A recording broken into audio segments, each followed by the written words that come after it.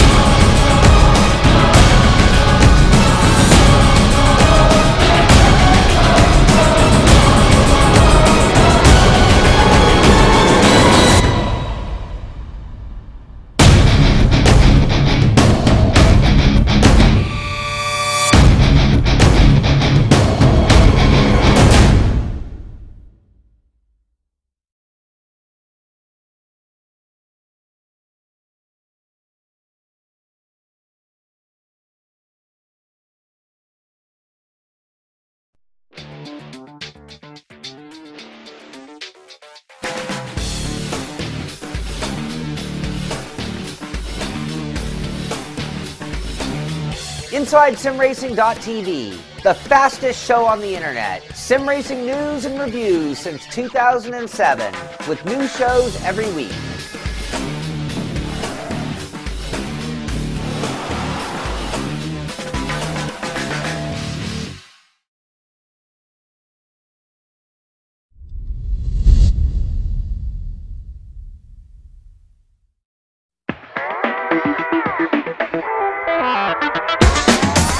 GamePod, the ultimate race rig for those serious about sim racing. Puts you in the driver's seat with all the controls at your fingertips. Be number one on the road, in the race, in the game. GamePod, the choice of champions.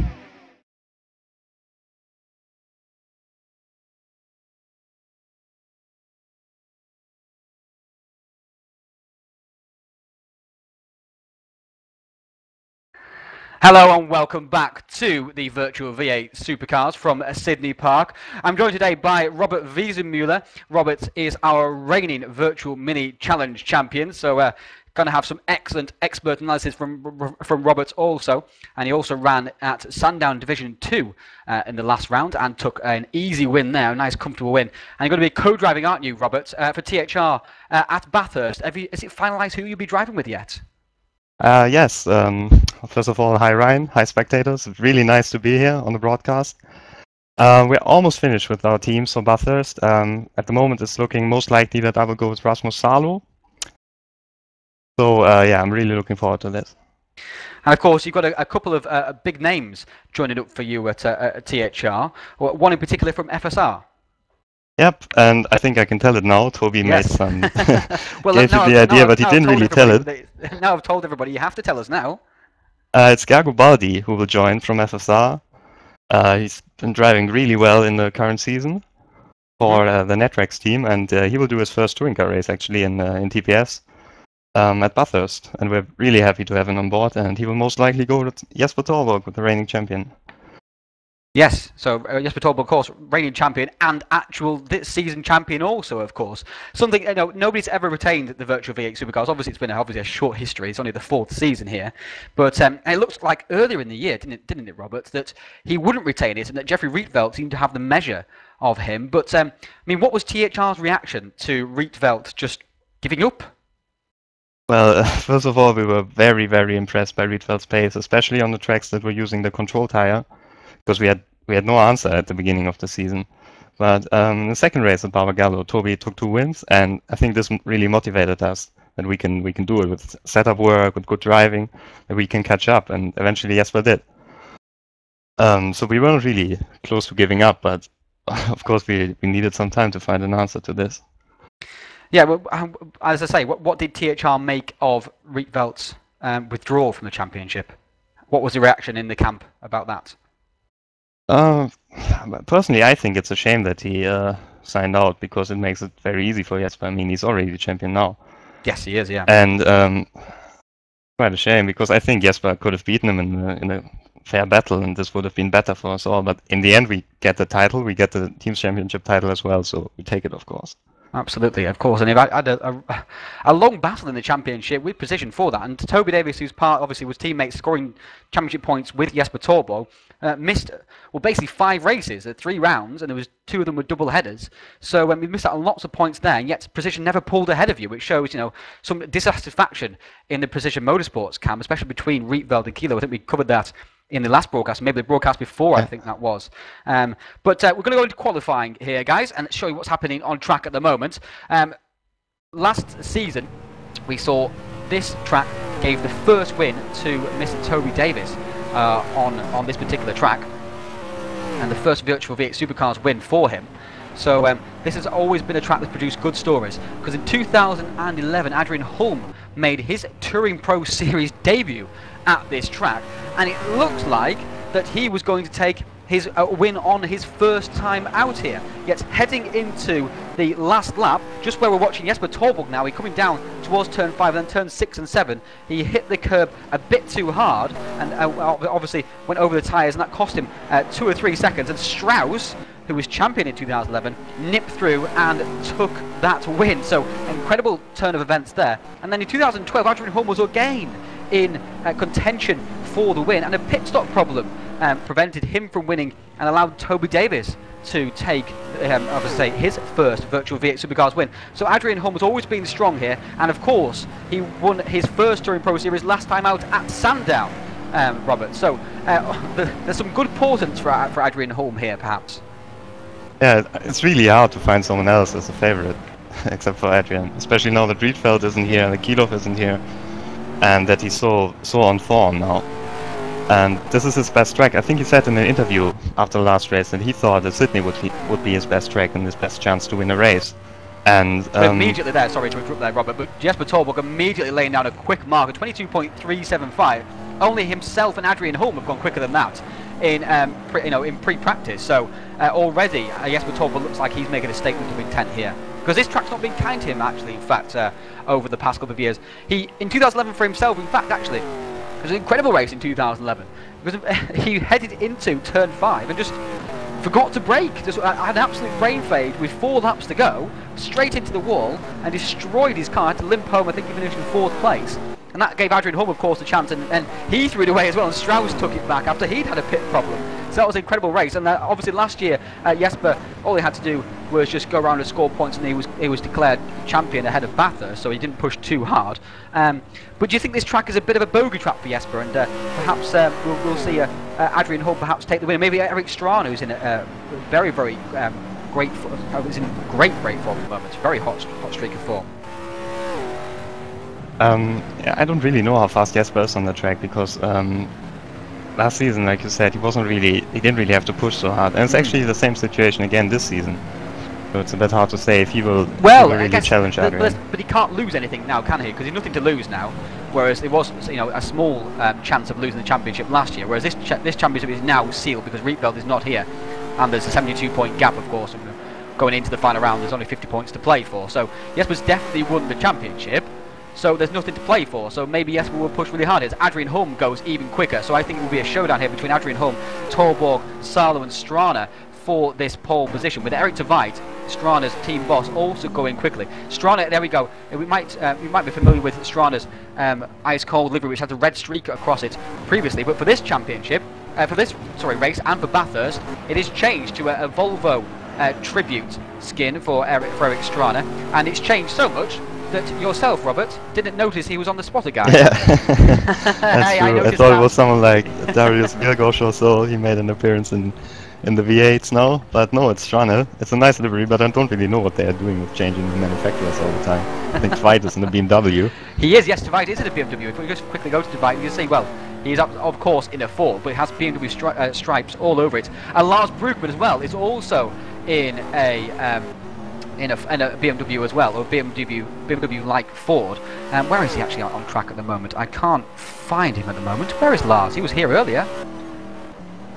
He was not on track at the moment, so something has happened to Lars. Not quite sure what that is. Oh, there he is, in 25th. There we are. I can't quite see him. Not set a lap time yet. There he is. Chris Hack is also in the BMW. Sorry? Chris Hack is also in the BMW, in a pink BMW with the M stripes, yes. And it's stretching my definition of good taste a bit. It's Chris Hack, so it's definitely in pink. What do you think of that pink skin? I don't know. I think, well, it's a good effort from Tveit, but wouldn't be in my top 50, I guess. Wouldn't be in your top 50? What is your favourite skin in the Virtual V8 Supercars currently? It's the one from Strauss. Unfortunately, I think he's not here tonight. And he's not here today, so we can't even show people what they mean. Yeah, let me check who else has a good skin. I think the car from Jeff Doming is quite nice as well. He's not so often on the broadcast. Yes, it's a nice livery, yes. In fact, there's a great picture of that, in fact, on our website. On our Facebook. Of that car, alongside I think it was Kevin Angwin's car. It looks really fantastic. Let's go back to the front of the field and see who's out on track at the moment. Adrian Hulme is on the hot lap, as is Jesper Torborg. So we'll ride with Jesper Torborg. I mean, you've driven this track quite a lot in practice, Robert, just for the fun of it, because you enjoy these cars so much. I mean, how have you found it? It's quite tricky. When you drive it for the first time, you will have lots of problems finding the ideal lines, and especially when you go over the curbs. Very difficult because there are tire barriers as well next to the curbs, and then there's a bit of tarmac behind the curbs, and it's really hard to find the perfect way to position your car. So it's not really an easy track to learn, but when you know it, it's actually fun. And that's why I drove so many laps on it, because I can't stop. Lots of elevation changes and bumps as well. I mean, how do you cope with those sort of things? Because these cars are very powerful and very heavy as well for racing cars. Well, what we did was we made the suspension very soft, so we could go nicely over the bumps and the curves. And well, otherwise, I think it's a track that requires a lot of practice. Yeah, just to get right, because obviously you need lots of accuracy where the walls are so very close. I mean, and this heading down into turn 1 here, which Jesper Torborg's about to do, as he goes a little bit slower than he's done before, so stays in second spot. I mean, how do you approach this? Because it narrows so much. Well, I try to go a bit over the curve on the left side. I see Jesper doesn't do that at the moment. Not pretty sure. Maybe his line is better. I mean, it must be so difficult braking for that corner though, because you've got so much space to in, and then it narrows immediately on the exit. It's not a gradual narrowing also, is it? So it's an actual, you know, almost instant narrowing. The braking point itself is not so tricky, but sometimes you drift a little bit wide and you don't exactly hit the apex in the corner, and then it's very easy to hit the wall, because the wall kind of goes into the track. And yeah, I hit the wall a few times. Also, when I drove the race last season, I hit the wall a few times. It's very difficult to avoid it, and of course this can give you nasty damage that may be a big problem over race distance. Yeah, absolutely. Now, how are you looking forward to racing at Bathurst? I don't like the track, to be honest. Really difficult track as well. It's a great track. Bathurst in a Virtual V8 Supercars broadcast. It's not allowed. It's against the rules. It's a great track. I mean, it's the classic track. It belongs on the calendar, no doubt about that. But I think I'm not really good at the track. It's a lot of corners have a bit of camber and lots of elevation changes, and I'm just extremely struggling to find pace there. That's also why for example, why I'm not going with Jesper Torborg for the race, because I still have to find some speed there. Because of course at Sandown you were the match almost of Jesper and the front runners, in fact, in Division 1. Well, I guess I had the advantage that there were not so many cars around me in the race, but I think from the pace I could have been up there. So let's follow along with Toby Davis here, who's arrived in the turbo quite late for him. It looks like he's pretty well prepped, to be honest, because he just clipped the wall there. Just as I said, that's held him up quite a bit. Well, it could have been a slight bit of lag perhaps, or he's braked too late into that corner also. So that will be his lap over for him. Eric Strana is just behind him. Talk about Eric Strana's run of good form at the moment, Robert. 6 podiums in the last 7 races. Quite incredible. Yeah, he said it's down to how much he practices, but I don't really believe that. He's shown from the mini season on that he's improved massively, especially since he went to ice cold. The ESS season was he was a bit struggling, but afterwards he was spot on all the time. Well, there are some question marks. And it's getting better and better. There are some question marks, sorry, Robert, about his ability to handle the pressure though, because whenever the pressure's been off, he's performed well, but when the pressure was on in the Virtual Mini Challenge, and he had a chance, halfway through that season of winning a championship, poor results followed.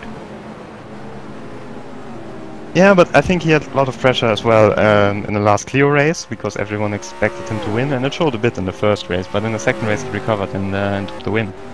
So I don't think he's extraordinarily bad under pressure. Oh!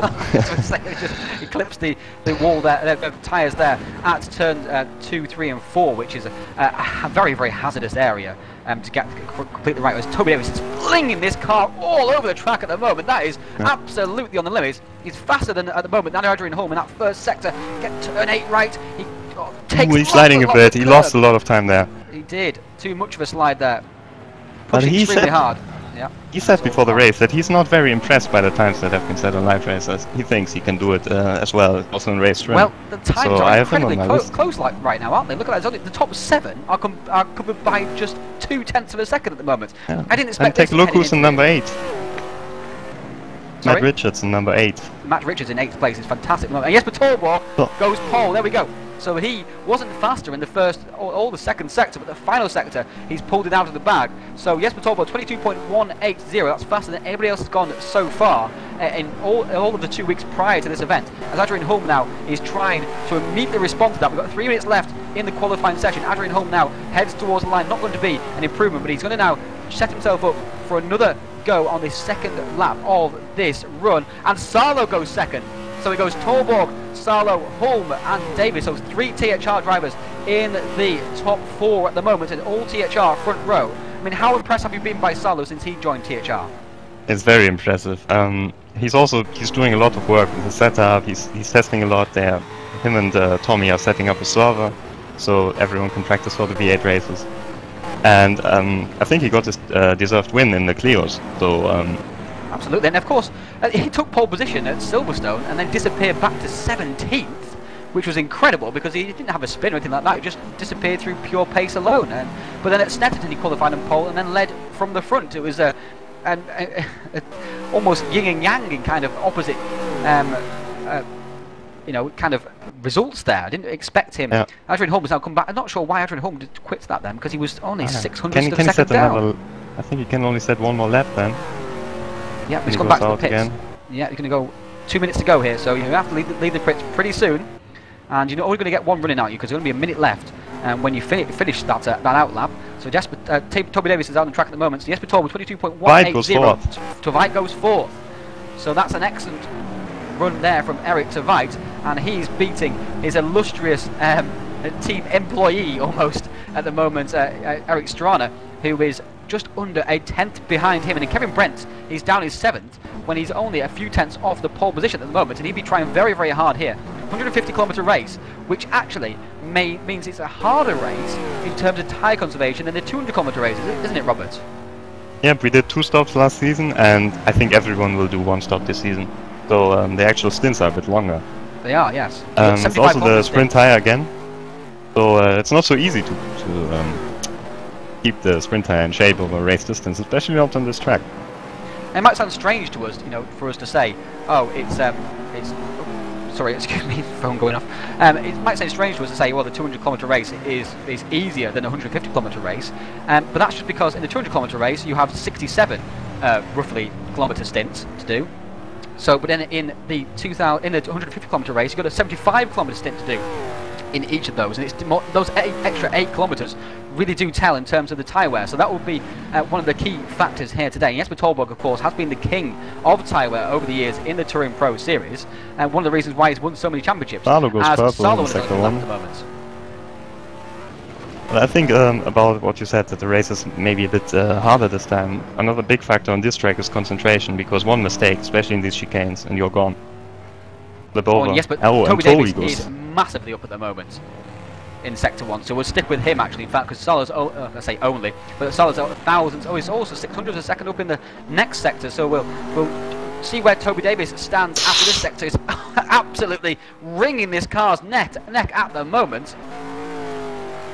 Pushing very hard. Yeah, I'm not sure how much time he lost there. I think he should be still like almost matched with Torvald maybe. He's round about the same where Salo is actually, and Salo's made a mistake, so he's gone back to the pits, and that's the end of his run at this. I think only Toby Davis can make a run at pole position right now, unless Adrian Holm's on track. Adrian Holm is on track, so we'll watch him also. Toby Davis comes now down towards the final couple of corners. This is the final complex right here. And pushing it very hard through there. As long as you get yourself sorted out for the finale, final corner, then you're okay. You can push as much as you like through the other corners. I think he can make Toby it. Davis, I think he can make it. He's clipped the wall, hasn't he? He's clipped the wall. Ah, but just a little bit. Let's see. Third. Doesn't take pole, but he does improve. He goes to third. Adrian Holmes now back down to fourth. What can he do? He hasn't been purple in either sector so far. Oh, he's pushed it on there also.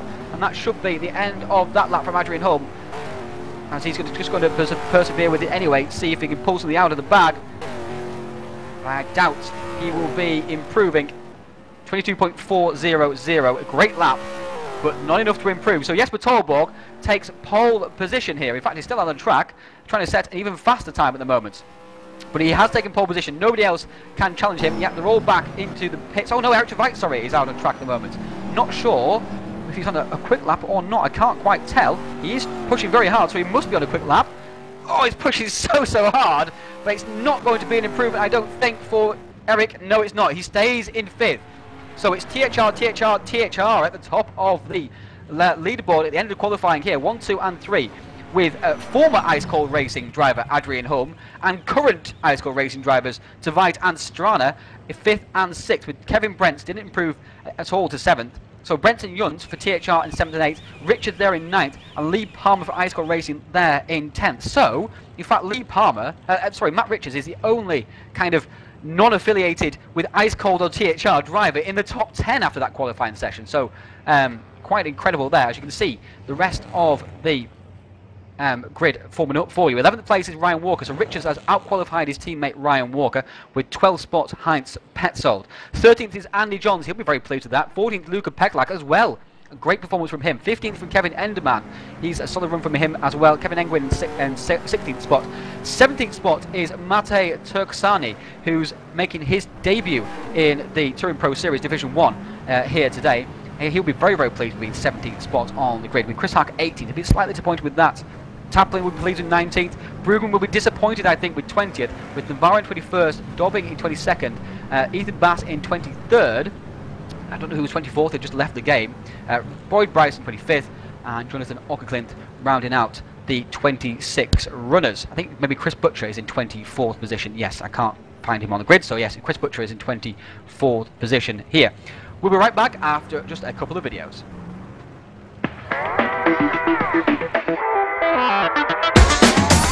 GamePod, the ultimate race rig for those serious about sim racing. Puts you in the driver's seat with all the controls at your fingertips. Be #1 on the road, in the race, in the game. GamePod, the choice of champions.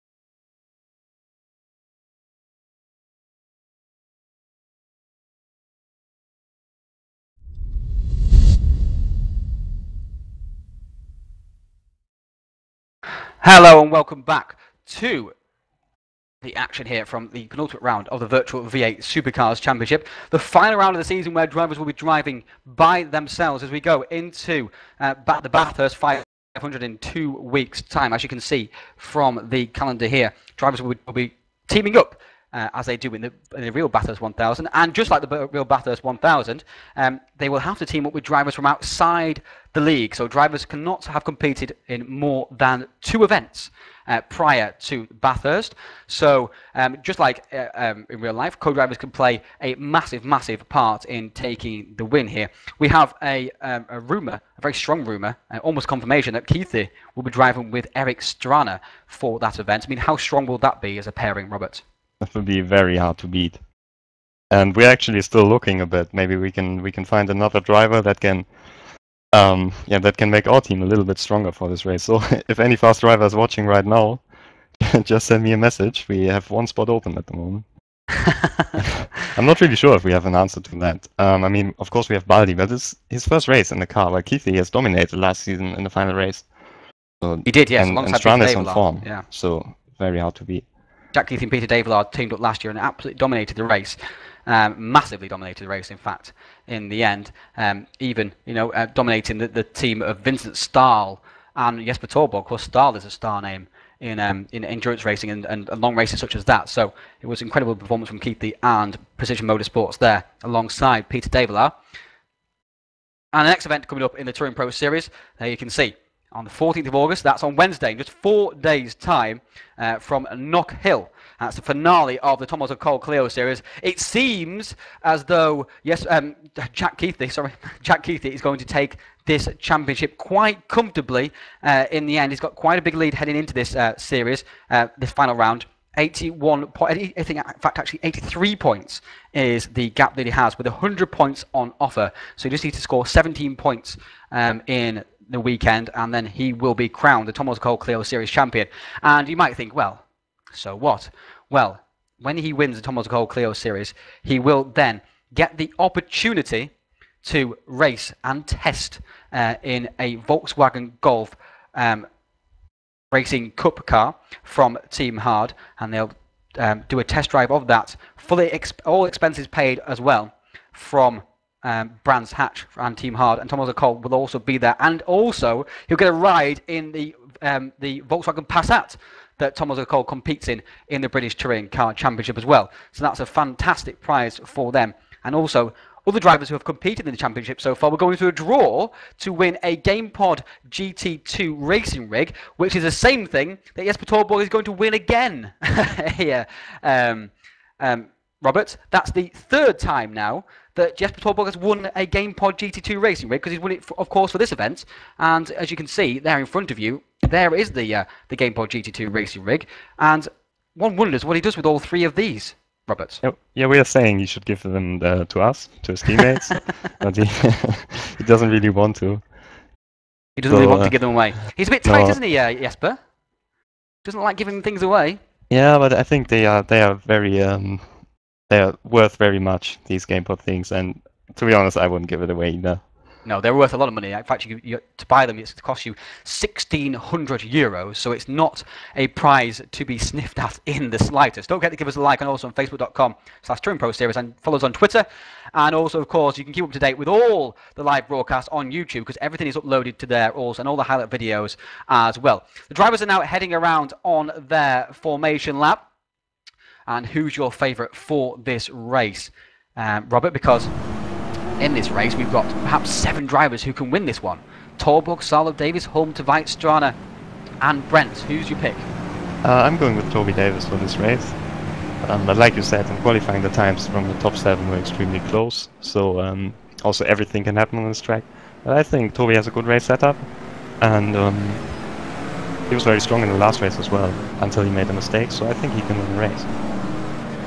Excellent, excellent. I'm going to go with Adrian Holm. I think Adrian Holm can finally put the hoodoo of Sydney to bed here today, and he can win this race. That would be, I'm sure that would be important to him also. I'm going with Adrian Holm. I don't know who you viewers think will take away this win, but you can go into our chat room, which is just below the broadcast on the same page. The chat room is open on there. Drivers will all congregate in there and have a chat also. Robert's going to log into there as well, aren't you, Robert? And yep, have a chat along with the spectators and find out their opinions also as well. So, don't forget there are more than 7 drivers in this race, of course, as well. Great performances from Richards in particular, and Luca Peck like up there in 14th. We've got, of course, Turksani in 17th also as well. We've got 27 races in this event. Carlos Ortiz has just about managed to get into the server ready for this race, and he's had a decent season also as well. The drivers are now going to come round to their grid slot. Standing start, 44 laps ahead of us. That's 150 kilometres. Jesper's got there very, very quickly, in fact, and his engine might be cooking a little bit there on the front of the grid, because he's going to wait a long, long time for everybody to form up here. And Toby Davis, look at him there, Robert, yep, has formed up slightly offline, as has Eric Tveit, because they both think of themselves as very quick starters. Yeah, but it will be very, very tight in the first corner here. This is not really the first corner you want to have after a standing start, and let's see who can win the start. Yeah, because of that narrowing down into the first corner is incredibly difficult. We are just waiting for the rest of the grid to form up. And there we are. There is Carlos Ortiz just forming up on the grid now. And everybody is ready for this race. The lights are on the right hand side. Lights are all on. And lights are all out. Away from the grid they go. It's a good jump there from Adrian Holm. But Solo's been completely. Didn't get going at all. Oh, in the background. That's a big crash. Was that Richards involved? Was that Richards involved? Who is that? Ortiz involved, at least. David Junt's involved. Who else is involved here? I can't quite see. It's Toby Davis takes the lead. Toby Davis taking the lead. First goes into first spot, down towards turn 1, 2, and 3. So Davis into the lead. So it's TH Orange 1 and 2. Adrian Holm's got a good start. It's up to third spot. Salo just Tveit almost wins. Tveit almost got out of shape there, out of turn 4, and Salo now is 5th with Strana in 6th and Walker up to 7th. Oh, Salo's going for the move. Salo's past Torborg. Where's Brent's gone now? That's the issue as well. Brent is obviously involved in that accident, so he will be extremely sore. And Tveit has gone past Jesper Torborg also. So what's happened is Salo's gone for a move on Torborg, and it's not come off, and that means that Torborg and Salo have now both been passed by Eric Tveit as Salo pulls out once again. An interesting opening lap there, Robert. Yeah, it was a great pass from Holm in the second chicane. Really, really aggressive pass. He braked late, went on the right side to Torborg, just went through. I'm not really sure what happened at the start. It was very unlucky for Kevin Brandt. He had bad luck at the last race as well. Yeah, absolutely. And, he won't be happy. It just looked like somebody didn't get going from the grid. Salah didn't get going at all. Not exactly sure what was going on there, but it seemed like just stacked up in front of him as a result of that. So Toby Davis leads by 0.7 of a second at the end of the opening lap, with Tveit 2 seconds back from the leader from there. So we're down to 6 contenders for this race win, it seems, with Kevin Brent's obviously involved in that. The grid is completely shaken up. There's Rob Taplin in 11th place, Luca Pekla in the top 10, and Ryan Walker as well. And Turk Sani from 17th to 12th as well. So it's completely shuffled the order, hasn't it? David Junt's gone way back, as we say, as has Brent and Enderman. Brent, to his great credit, is continuing fighting on. He's into the pits. There he is, just changing tyres, getting it repaired. As Enderman also, and Ockerklint is way back. I don't know if he's been into the pits or not, but he's obviously way back from the field. There is David Junt with massive damage to the front of his car. And he's having a fight with Jeff Dobbing, in fact. Actually, he just dropped off position to Jeff Dobbing. So Jeff has got back past around David Junt. And they're in a big battle from there. Boyd Bryson back there, and Ethan Bass as well, with Navarro, Hack, Angwin, and Brugman. And Brugman going past Carlos Ortiz around the outside. Good pass there from Lars. We're back to the front of the field. There's Davis. He's still leading. And Adrian Holm in behind. So those are the 2 picks from the 2 commentators. And Jesper Torborg's got past Eric Tveit. And Eric Tveit has made a mistake, because he's gone way back now, back on 7th spot. So Tveit not had a happy, not going to see it on the replay unfortunately, but Tveit has made a small mistake in this opening couple of laps here. We saw him get out of shape, didn't we, on the opening lap out of turn 4, so maybe that happened again, but he has lost the position. In fact, it's happened somewhere in the final sector, in fact, so maybe he's gone a bit too deep at the chicane at turn 9 and 10. A very narrow, tight chicane. So Pat Ollie hits the wall again out of there, so he needs to just gather himself together, because he's going to otherwise make a poor day even worse. Tveit is a driver who has a very oversteery driving style and also sets his car up this way, and he usually needs a lot of space on the track because he's always drifting, and I think a street track is not really the right track for him. I was surprised to see him so far up in qualifying, but now he's dropping back a bit. Accuracy and neatness is the order of the day, isn't it, at a track like this. As Estrada also has a bit of damage on the front of his car, but not to affect him too much. Out of shape a little bit through there, through turn 6 and 7. Here's turn 8, and we'll see turn 9 coming up in just a second. In fact, here's Toby Davis now heading towards turn 9 and 10. I think this is where the mistake happened for Eric Tveit, and there's a mistake there for Toby and from Adrian Holm. I think Holm touched him, and Holm was just Holm was pulled in, wasn't he, by Toby Davis? I'm not really sure. It looked to me as if Holm braked a little bit too late and just slightly touched Toby, and he took the wall there.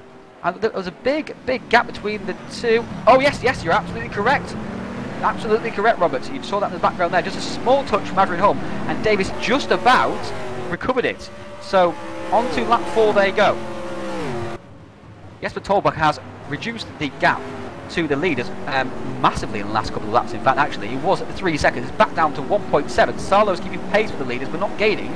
And Strana's not putting any pressure on Salo himself. Walker there in 6th. People are very pleased with that, because he qualified in behind Matt Richards in 11th spot. So he's gone 11th to 6th in the opening laps of his race, with Tveit in 7th and Petzold solid as ever in 8th spot. With Pekla, his teammate, he'll be thrilled with that one, being 9th spot. And Richards in 10th, and Taplin 11th, with Turksani solidly there in 12th, and Johns in 13th. He's maintained his position pretty much. With Palmer, he's dropped back, and he has big damage on the front of his car also, so maybe he was involved a little bit early on. Chris Butcher in 15th spot, with Brugman in 60th. Back to the front of the field, Davis and Holm. And Holm looks very strong to that middle sector. He's putting pressure on Davis going into turn 9. I think this might go wrong, actually. So they're racing so close on the street circuit, and then Toby, he's not giving him any room unless he really needs to. And Holmes really pushing hard. He's sticking his nose in and braking very late. And Holm looks faster at the moment. You're right, but I'm not really sure we should pass Toby with a fair move on this track. It looks like he may have an opportunity here. He's got a slipstream, and it's a very wide entry into this corner, and it's difficult to defend, but Toby's decided just to take the racing line, as is his wont. He does that quite a lot, actually. Just decides that not going to defend thin air. I'm just going to go and take the racing line around the track. That's the fastest line anyway, so if you can pass when I'm taking the racing line, then go ahead and do it, as Holm has another look and doesn't quite pull it off. But you see, even when Holm has to take a slightly different line, he immediately recovers and is back to the bumper of Toby Davis' car. Of course, the thing is, Holm can... Oh, Holm is so quick on the brakes. Holm can also see that Jesper Torborg's gaining. He wants to get past Toby Davis. He doesn't want Jesper Torborg attacking him. It's a little bit too late now, I think. That's probably one of the reasons why Holm was driving with such urgency, trying to get past Toby in the last couple of laps, because he doesn't want Jesper Torborg trying to attack him. He's in THR orange sandwich at the moment, and this is allowing Salo just to gain ever so slowly on the leaders ahead of him. The gap's down to 2.2 now, in fact, actually, so he's gaining a lot here. So Toby Davis is leading, but he's struggling at the moment. Whether he's just looking after his tyres, or whether he's just not got the pace in race trim at the moment, it's open to debate, but it's definitely at the moment Holm and Torborg are faster than the two drivers. Are faster than the three drivers, should I say. It might be a difference in the setup as well. I think other than Holm in the past races, he has gone for a setup that's very quick at the beginning of the race, and only really in the last race he managed to pull it off for the whole race. Well, THR maybe a bit more conservative, but he might have another chance here. He's directly behind Toby. Yeah, if he has set up his car to be quick early on, then he does need to make the move early. Ooh. It just wasn't quite far enough along, and yeah, Toby thought, oh, I'm just going to have to take the corner here. And that's what I meant. There was some grief yesterday, wasn't there? Well, sorry, not yesterday, last year at that corner with Levesque.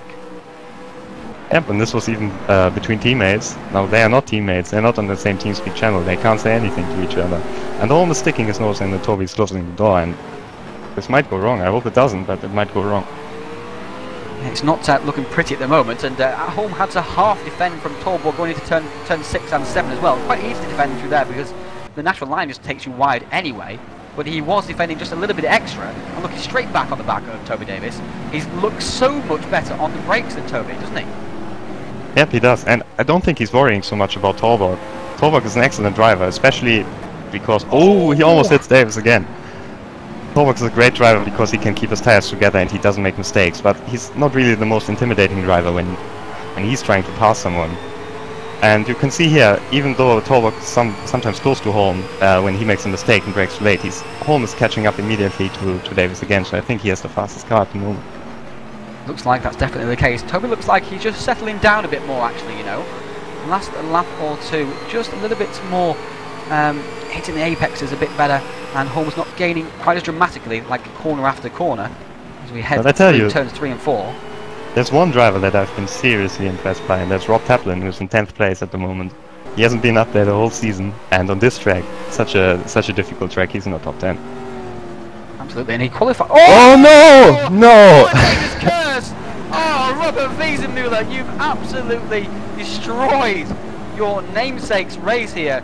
Robert Taplin has gone way over, and he will not be pleased by you, Robert, at all. You Navarro almost hits him. Oh, he needs to move out of the way there, because that's not really...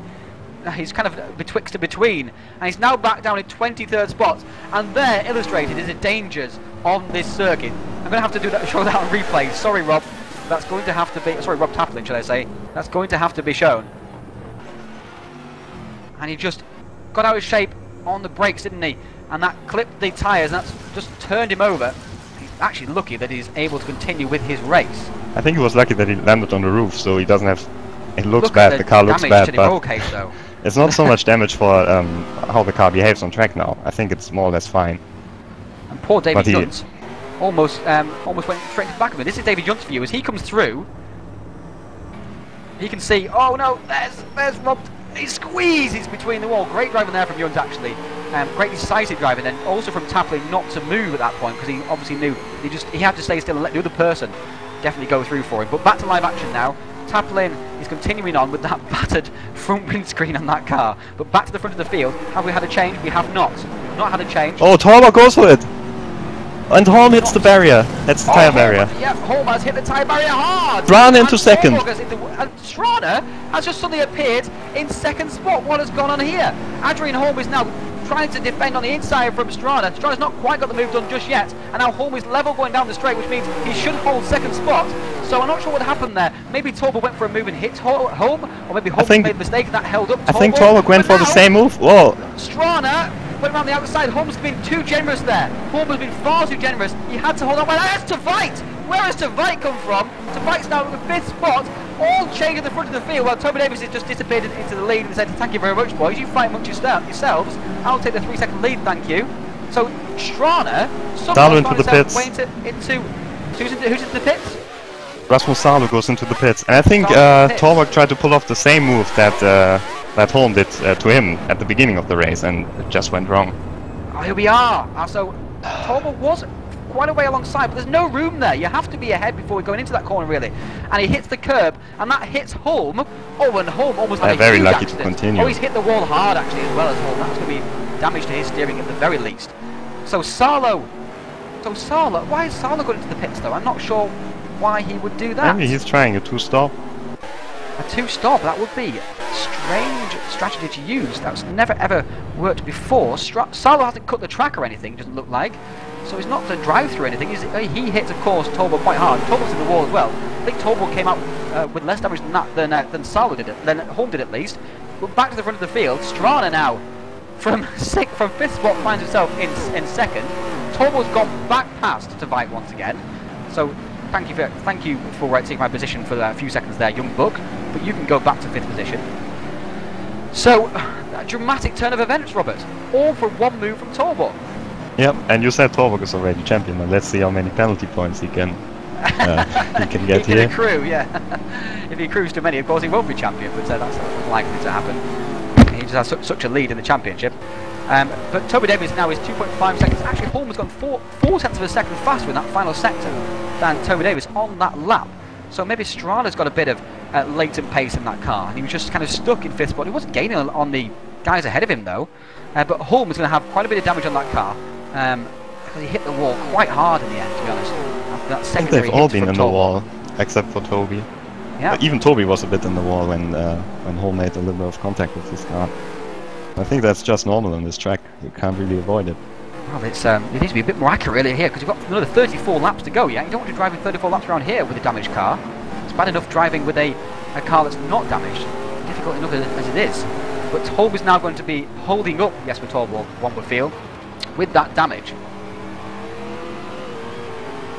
I'm not sure. Holm's car was so fast before the incident that that's a big shame. He might be still fast, but I'm not sure. Let's see if he will repair the damage when he makes his pit stop.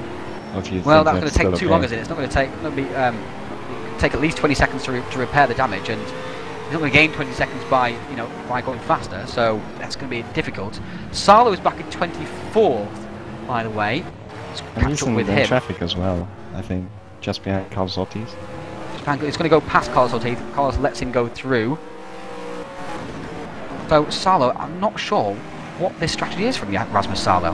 I'm not sure. Can he make it with one with no stop? I don't think so. I think the longest you can make it is about 30 laps, and that's 35 laps he had to do. So, I mean, maybe he's figured out a way of doing that. He's going to go longer this stint, but to go 35 laps on the stint, it's hard enough to go 22 laps on these tyres, isn't it? Never mind going 35. Maybe he picked up a puncher or something. I'm not sure. Yeah, I think it's also not possible on the fuel. No, it's not possible on fuel, definitely not. But even if it was possible on fuel, it's not going to be possible on the tyres, because they would just fall apart after 20 laps. And then he's got another 15 laps after that to do, so it's curious. But the front right of his car looks a bit damaged, so he might have had a puncture actually, he might be right. Yeah, that's the only thing I can think of why he would come into the pits. But Junt's into the pits also. Maybe he's going for a two-stop strategy, because he had damage early on. He's repairing that damage now. Obviously feels that he can't carry on with that. But back to the front of the field. Oh! Davis has got around! He's braked too late! He's braked too late! This is incredible! Into turn 9! He had such a big lead. What happened then? I think they're fighting for the lead now. So there is, I'm going to quickly show what happened to Toby. We go too deep, there we go, too deep, has to go straight on and turn around in this, obviously in the escape road. But for the lead, it's Adrian Holm again. Adrian Holm! And Strana lost his front bumper. Damage! What on earth is going on here? The drivers in Torborg goes for third place. Out to be amateurs today. It's absolutely crazy. Oh! To fight! Went across in front of Torborg with Torborg already had the overlap. That was a dangerous move there from Tavai. And again! Coming off the corner as well. He needs to calm down. The drivers here today really are making far too many mistakes. I'm not sure what's got into them. This never happens in a Virtual V8 Supercar race. This is the more mistakes I've seen, I think, ever in the Virtual V8 Supercars in a race that's lasted 12 laps anyway. We had quite a few mistakes at Simmons Plains, if you remember, at race 2. You enjoyed that one, didn't you, Robert? But that was that was over the course of a race. This has been condensed to 12 laps. What on earth is going on? But Horn has been gifted the lead here with a damaged car. Strada's car looks absolutely ruined. Tveit is all over the track. Torborg had the overlap, but Tveit came across the track, which was, quite frankly, out of order, I would say.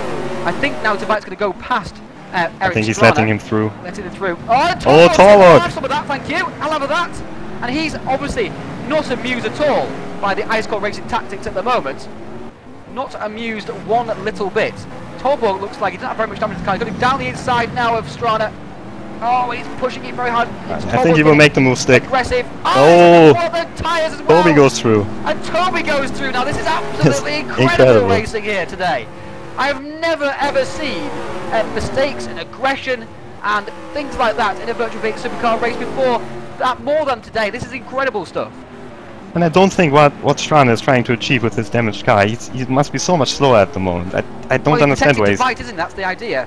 Yeah, but I think this is not really the proper thing to do in this moment. Well, I think Torborg just pushed a bit too hard, didn't he, when he was trying to make the pass as well. So, yeah. you know, I think he could have been conservative, and now Strada goes over. Yeah, and he hits Torborg as well. And this, I mean, this was exactly what I meant before. This is really irresponsible driving from Eric Strada here. So Eric Strada obviously could have been a bit more conservative there, but he was still fighting for his place. Torborg could have made the move before, but and Strada just pushing too hard, goes in the air and hits Toby Davis, who is going to glance the wall, not too hard in the end, I don't think actually. Go back to the action, and now the gap between Hall and Davis is 6.5 seconds. Quite incredible stuff here. Yeah, but you also have to say, 15th spot. Toby made a mistake and went wide. Jasper caused an incident. Strada lost his front bumper. And Holm, he hasn't made a mistake in the race. And he's leading. I think it's I think it's deserved. of own circumstances, hasn't he? A victim of Torborg making the move. I'm not sure whether, you know, we could have given Torborg more room perhaps, but it's difficult in that area of the track because, you know, it's such a one-line corner. I don't really understand the aggression that they have in the first stint of this race. It's crazy. I've not seen this before. Never ever seen this before myself either, and it's been a little bit schoolboyish, quite frankly, I have to say. And I think Strada's in the pits, because Petzold is now in 5th position. Well, Strada's back in 15th spots, because obviously he rolled and had to wait until everybody went past. Oh yeah. Strada's getting a bit too excited, not being circumspect enough, I would say. And Petzold is up in 5th spot, he doesn't mind at all. Chris Butcher moved up to 9th from the back of the grid. But Peklak is back to 10th now, so he's not gained any positions. He's lost positions throughout this stint. And he often has issues with tyre wear in the Thomas Cole Clio series. But I mean, that's one of the issues that he'll have today. But he's dropped back. This is a great battle. Here is Butcher, Richards and Johns up in 7th spot. I think this is the highest I've ever seen. Oh, Andy Johns run, and Walker makes a mistake. And through goes... Oh, Richard makes a mistake, sorry. It's Butcher, Richards and Johns, of course. Richard makes a mistake, and Butcher goes through, goes deep. At turn 8, and now Richards has the overlap. So side by side they head into turn 9, and Richards already has the position here. Just needs to brake sensibly in a sensible air, in a sensible way. Oh, Butcher just turns in, and I think he will get the position. He will. Richards didn't push him out wide enough. And we saw that earlier, didn't we? We saw that Peklak caught up. Kind of Strada. But Peklak, thank you very much. I'll take all that time that you guys had of me, and I'll have it back, thank you. But Turk Sani is in 11th spot. Qualified in 17th, first time in Division 1, and he's up in 11th. And Brugman's having a good race as well. He dropped back to 17th early on, and now he's up to 12th, with Angwin right behind him, and right behind him is Chris Hack as well. So battles going on all around the circuit. Ivan Navarro is running 15th at the moment, and we see both the blue THR cars together at the moment. One is a lap down, that's David Junt, and Ivan Navarro is going to let David Junt go through and let him get on with his race, which is sporting of him. But there's a big gap back to the rest of the field. Quite a few drivers have gone for an early pit stop here. I'm not sure whether they're trying to two-stop or whether they think they can go all the way on fuel, but Strada they see is going into the pits as well, yeah. But this is the front of the field, and this is the leader, Adrian Holm, and I would say probably deserved. Yep. Despite the fact he's actually been down in 4th spot at one point. He's been driving aggressively as well. Oh, here's a good battle. Torborg is in 2nd. Just went through into Tveit at turn 9. Finally made a stick Davis then. is right behind Tveit as well.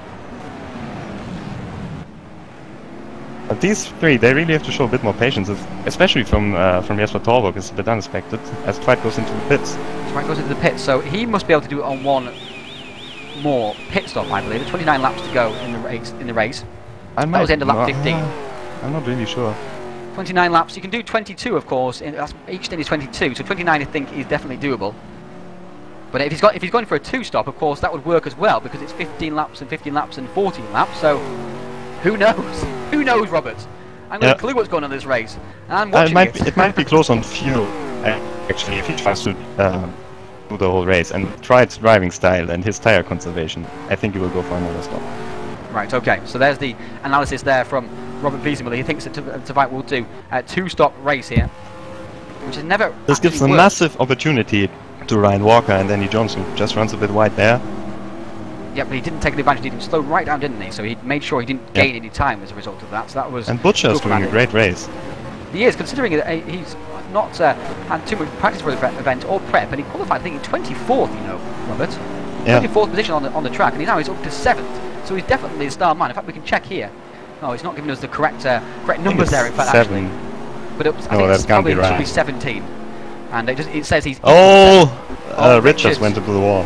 Clipped the wall. I think he's and okay. Pekla is back there again. Pekla is dropping back again. He doesn't have the speed, does he, of the guys ahead of him? But now Turksan is coming under huge pressure from Lars Brugman.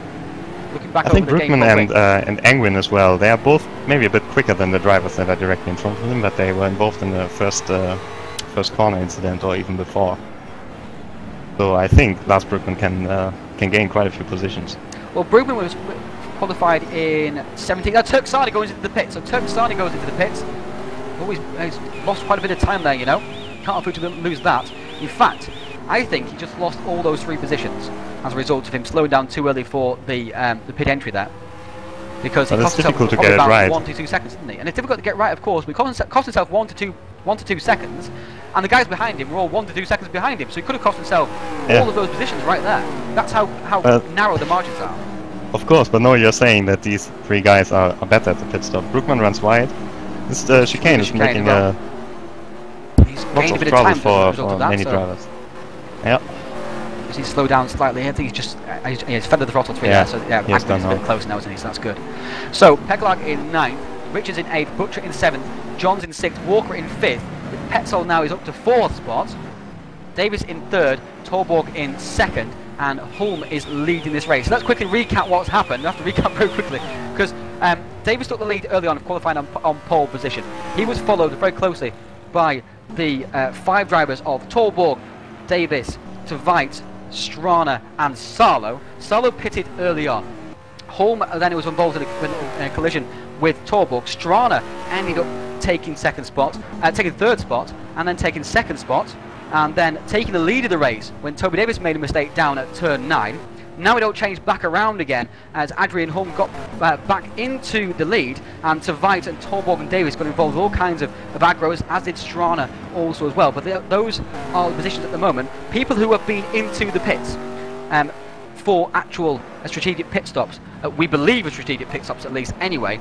Eric Strana, Eric Tveit and Rasmus Salo. They've all been Salo's behind Tveit. He is behind Tveit, so it's not worked at all. A long way behind Tveit. That's 7 seconds. 7 seconds. So we're able to see that on our TouringProSeries and our live. Toby Davis is in 2nd place now. Where is Jesper? Oh no! Torborg in the wall.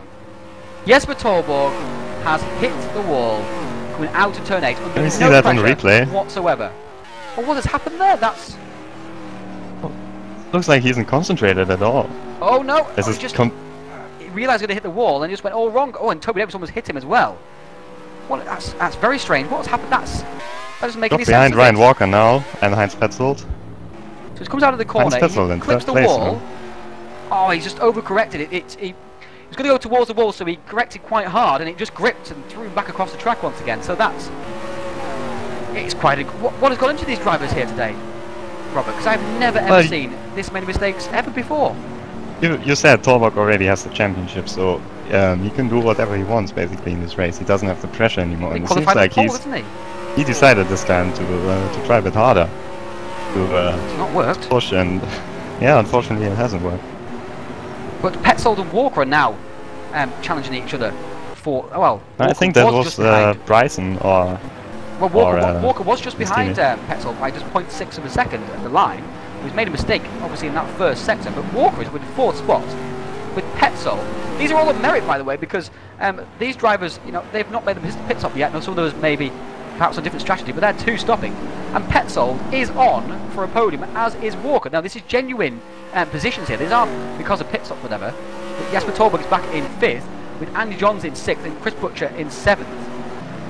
I just don't know what to make of it. Really do not know what to make of it. Brugman's in 10th, as we were talking about, because Turk Sarnia went into the pits. But with Heinz Petzold, I remember he was on the podium at Simmons Plains, and it was kind of a similar race where also lots of drivers made mistakes, like Jeffrey Riedfeld back then and Jesper Torborg as well. Yeah, Jesper Torborg had a terrible race at Simmons Plains, didn't he? That's when we thought, oh, you know, nobody, you know, he's not going to make this championship work for him because he's not gone well at all at Simmons Plains. It was a terrible race for him, really. He left himself many points behind Riedfeld. But obviously he came back and has now won that. But it's as you say, it's kind of the same kind of race, isn't it? Yeah, and I think Petzold is very opportunistic there, because every time when he has a chance, he's up there. Absolutely, and of course, Ryan walking to the pits. There's lots of different pit strategies here today. I have to say, I'm pretty sure this is a one-stop. This is definitely one stop because this is on lap 9, the end of lap 19. He's pitted.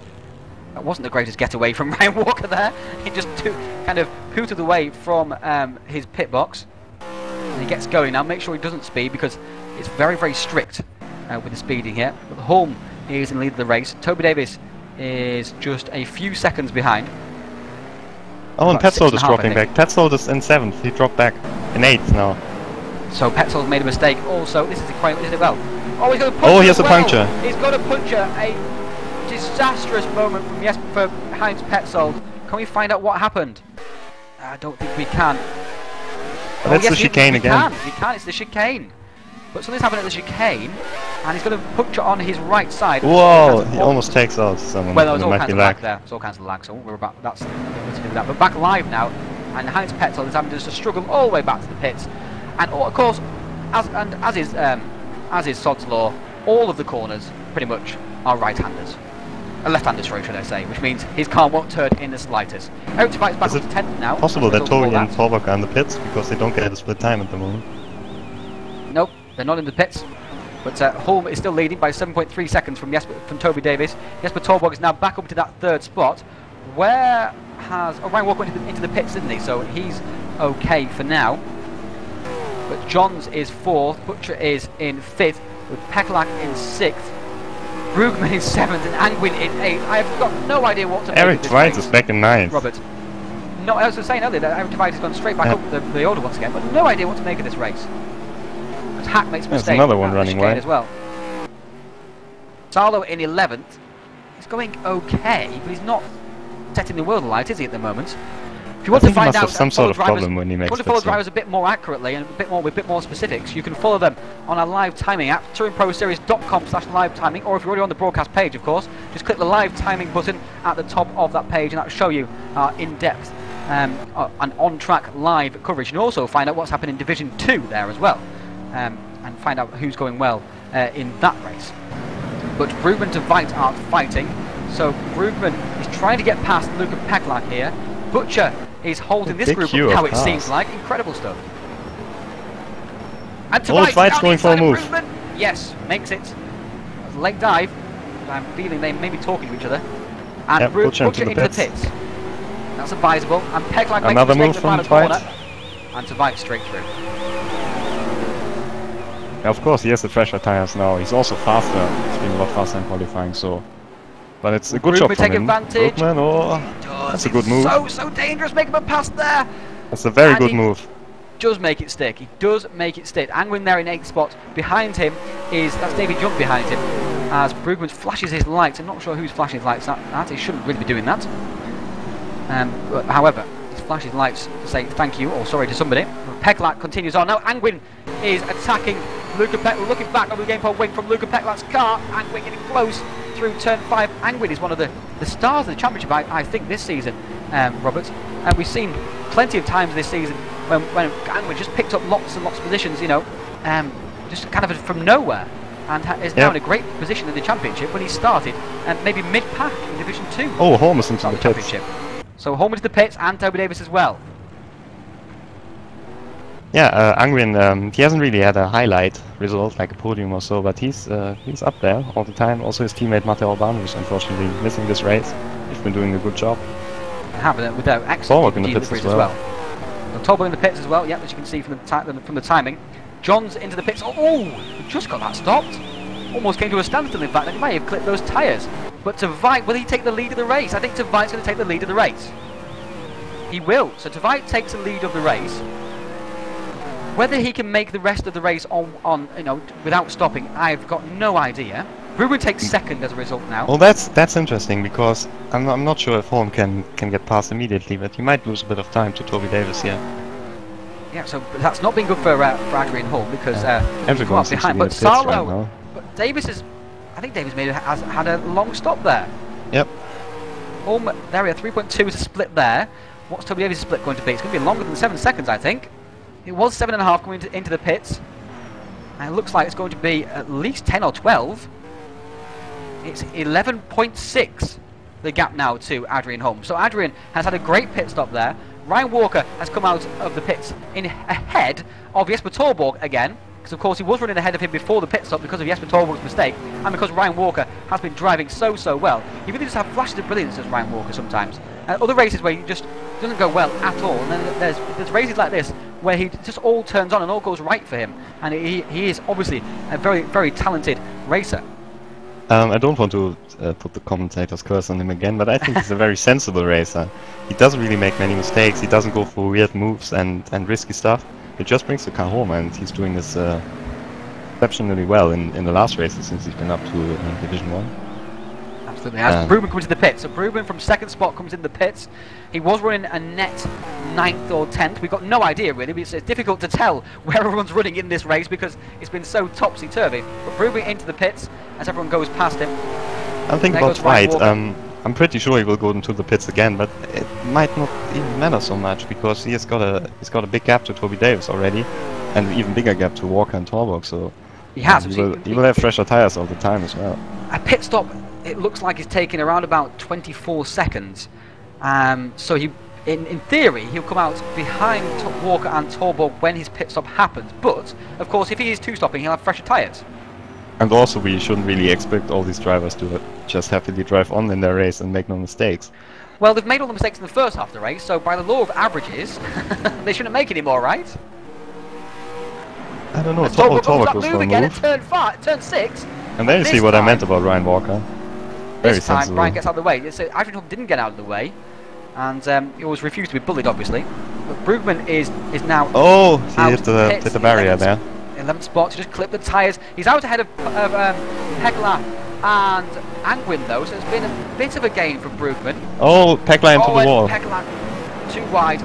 Very easy to do that track. He got away with it. He just brushed the wall, didn't he? It's not too much. And Hack, nice and accurate through there as well. He just coming up to the back of these drivers.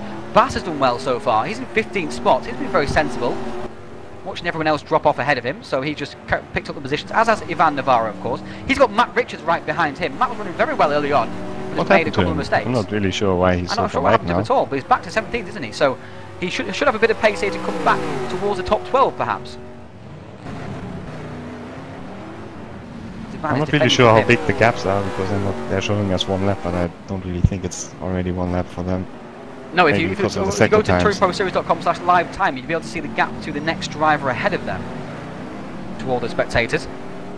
I think it give us a clear indication. Brent is just behind Jeff Dobbing, and he's ahead of Eric Strana. So Brent has made some progress in this race, but not as much as he wants to. But of course, he has had to make an extra pit stop, which repaired damage also. So he probably lost about 40 seconds in total. So he's probably pretty pleased where he is at the moment, because he's had to recover once again in a Virtual V8 Supercars race. He does seem to get all the luck, and it does all seem to be bad, to quote Murray Walker. But Tveit leads this race. He's pulling away from Adrian Holm, you know. That's 5.3 seconds now as a gap. It was 4. And he doesn't have the fresher tyres at the moment. Holm has just come out of the pits. Oh, then again, Holm has to conserve his tyres, doesn't he? He doesn't have to, you know, Tveit can use his tyres as hard as he likes. I think Holm also doesn't really think that Tveit is a danger for him, so... Maybe that, yeah, well, of course, yeah, because But Salo's not lapping as fast as White. Of course, Salo pitted very early as well, and he must be coming to the pits again at some point. His tyres won't be fresh in the slightest. Toby Davis is now 11.4 behind Adrian Holm as Torborg sets the fastest lap of the race. Now that he's all by himself, he's some 6 seconds behind Toby Davis, and Ryan Walker has now dropped a massive gap actually to Torborg. 2.8 seconds he's dropped in the last few laps, but still he's running in that 6th spot currently. Whereas Heinz Petzold is in 22nd. 22nd spot for poor Heinz. He was looking at a possible podium position, but one mistake and he's back to 22nd spot. He also had to go a very long time with the puncture. Yes, he did. And Almost a full lap, of course. So turn 2 he did it, didn't he? Yeah. Rob Taplin is way back in 26th after that praise you've given him earlier on, Robert. Yeah, I'm sorry, Rob. But you said it was a crazy race and there were many cars on the wall, but there's only one DNF at the moment, that's Carlos Ortiz. Yep, so people soldiering on. Of course, other people are seeing other people go in the wall and think, well, I may as well keep going because I'll pick up some positions because someone else will go in the wall pretty soon. But Ortiz is out of the race. Came into this race, I think, with not very much practice at all. So, but Rob Taplin is in 26th. So watching Ryan Walker. There is Rob, 26th. Where is Johnson Ockerklin? Ockerklin is halfway around the track, so Taplin's got a long way to go before he even gets one more position. But he's soldiering on, going to pick up some points, of course. David Jones is 24th, with Enderman 23rd. It's Torborg's fastest lap once again. Almost exactly the same lap, in fact, actually. It was a 6.56 before, so 6.54 this time around. So, Torborg consistent. Petzold is getting on with his race. He's up to 22nd. He's got Bryson just ahead of him, who's his one of the core racing teammates. So he shouldn't have too much difficulty getting past Bryson if he catches up to him. With Jeff Dobbing has just dropped position to Eric Strana and Kevin Brent. So Brent's up to 18th now, with Matt Richards ahead of him in 17th. Oh, Matt! Oh, just about got that car stopped. It's going to head into I think the there wall was now. a bit of lag involved. Yeah. His 16th is Ivan Navarro with 15th. Oh, and I think Holm has caught up to Eric White again. Now, 3 seconds is the gap now, so he's closed it right down. Whatever problems Holm had at the start of the run, he certainly sorted them out. I think there might be good battle from 7th to 9th between Palmer, Johns and Butcher.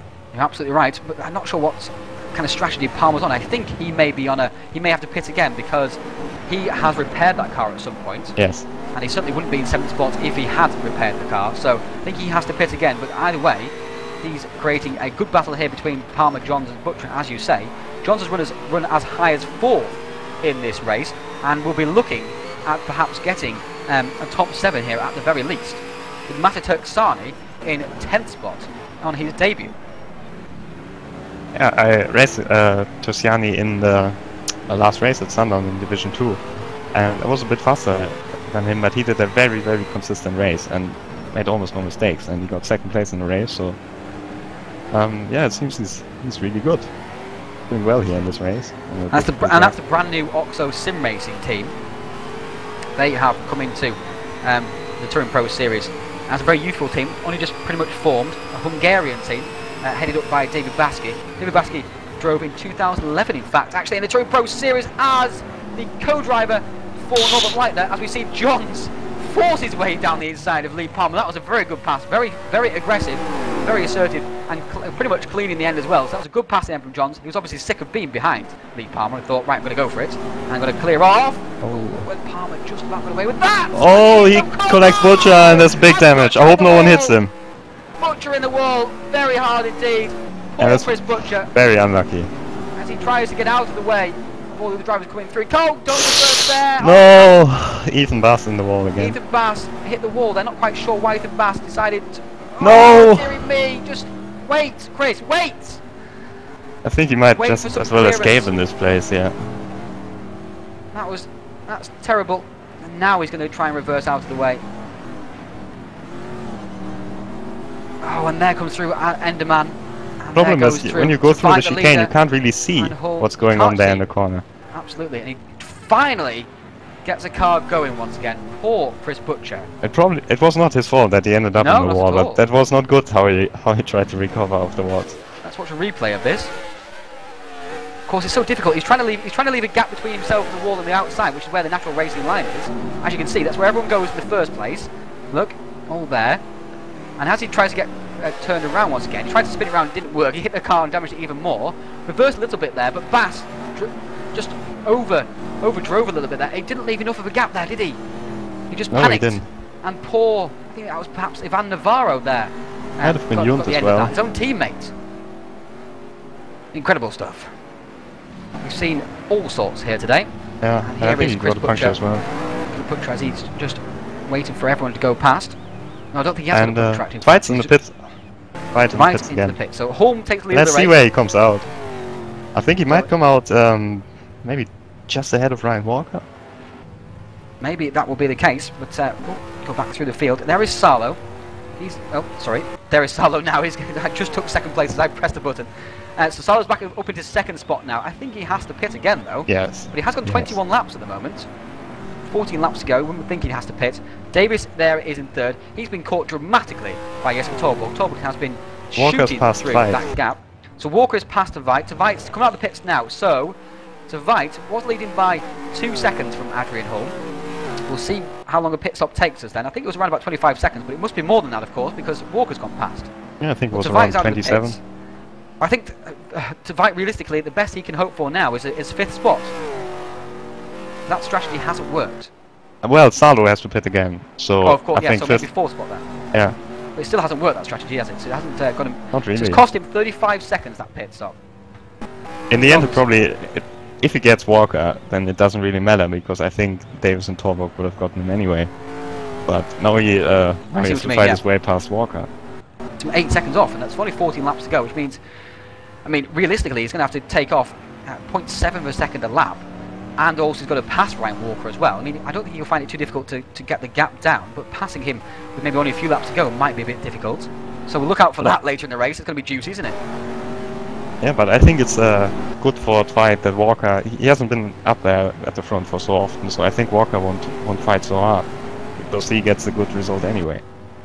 I think Dwight might have a chance to get him. Let's find a good battle on track for you. Here we are. Here's one. Teksani, Peklak and Hack. Hack seems to have followed Peklak the entire race so far. Oh, he goes for a move. Goes to the move. No. Just pulled out a bit at the last second. I think maybe he just braked a bit too late and went for the inside to make sure he didn't hit Teksani. Give himself a bit more room as Hack now pulls out. Will he go for a dive? No. Oh, and Peklak just clipped the wall on the entry there. That was dangerous stuff. But Hack is behind, well, in another series, of course, in Thomas Cole Field series. Hack is a teammate to Luca Peklak, so they know each other very well indeed. Peklak has now dropped back from Teksani. Richards is up into 13th spot now. We were talking about he was in 17th earlier. We said he might get towards the top 12. And there he is in 13th. Navarro just behind him. And I think it was not Navarro who hit him. So Strent's back into the pits. Strana in 15th spot. So Paul Brent, he's now in 18th spot and dropping like a stone as well. He will be feeling very dirty indeed about this race. He will be not feeling dirty, feeling filthy about this race, dear indeed. He was already very unhappy after the last race when he was in an accident and then a pit box problem at the last race, wasn't it? That was what cost him. Yep, and he also, I think he went off the track and got stuck also, I don't really remember, but he had a lot of bad luck in the last race. Well, he's now back in 20th spot now. Poor Kevin Brent is fighting for his life for that 3rd spot in the championship, which could become a battle for 2nd spot in the championship. He can lose lots of ground here to Adrian Holm. Not so much ground, of course, to... Oh, who's in the wall then? Who's that? It's Bryson in the wall.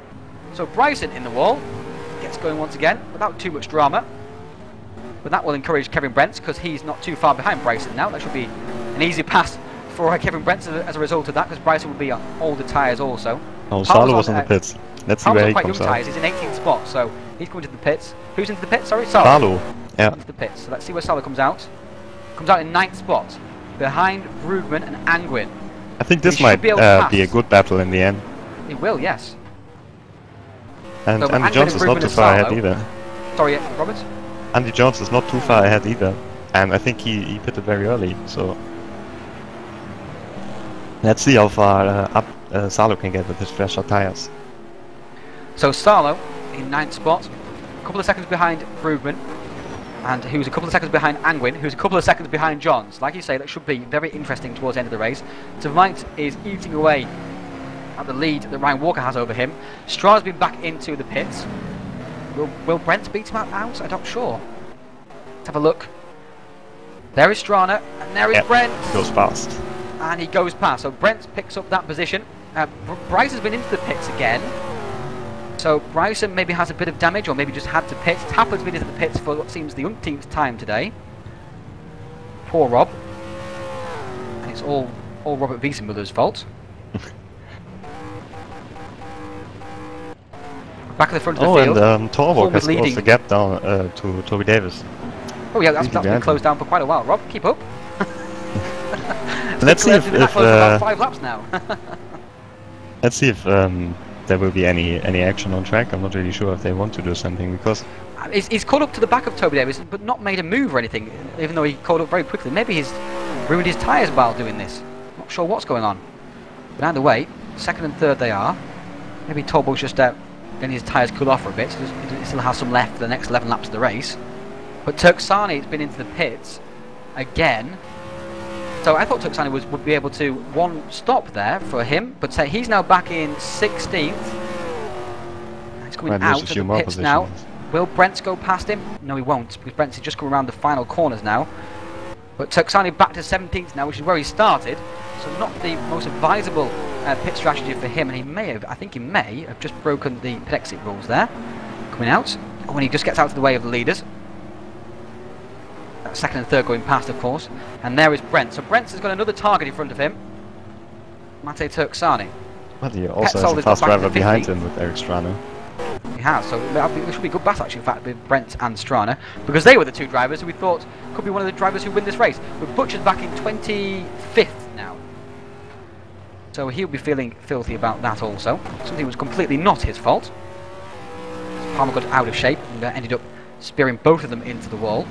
Almost 13.8 seconds still ahead of Toby Davis. But only 3.1 seconds between Ryan Walker and Eric Dwight. He really has closed the gap. He has, yeah. 2.7 now, in fact, actually, as they cross the next split time. So Dwight is got 10 laps to go. So look, probably it's going to be, it's going to be a very strong possibility that Dwight will pass Ryan Walker. With Dwight, you never know. He's liable to make mistakes, and until he stops making mistakes, he is unlikely to ever be a championship contender. It's interesting when you watch Ryan Walker race, because he stays away quite a lot from the walls, at least compared to some of the THR drivers and ice boat drivers. Doesn't really go right up to the wall, and I think this is the reason why his car still looks so good as it does right now. I thought that was just a paint job. Might be the paint job as well. Oh, into the pits! What's going on there? What for? He pitted lap 21, 22, didn't he? I think he pitted a bit earlier, but I thought he might make it to the end. I don't really understand that. Definitely could have made it. Definitely could have made it more than another. I think this is a big mistake, the strategy. Because now Johns, Angwin, Brookman and Salo, they're all very close to each other, and they will get them all. Oh, absolutely, and Salo's going to go past him as well. Probably Peklak and Hack. There is Hack, just going around the front. Ah, they might come. Richards will get past him as well, his teammate. Oh, the pit's right at the same place. Van perhaps will get past him. There's Ryan Walker still stationary, leaving the pits now. Peklak's at full speed, so is Hack, so is Richards. So Walker will come out behind his teammate when he was on for what was certain to be a 6th spot. I've got no idea why he's done that. That's crazy. I don't understand. Navarro him now.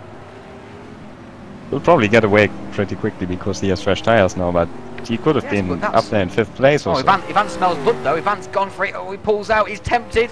I can read Ivan's mind. I know what he's thinking. He's thinking, oh, should I go for it? No, I'd best not.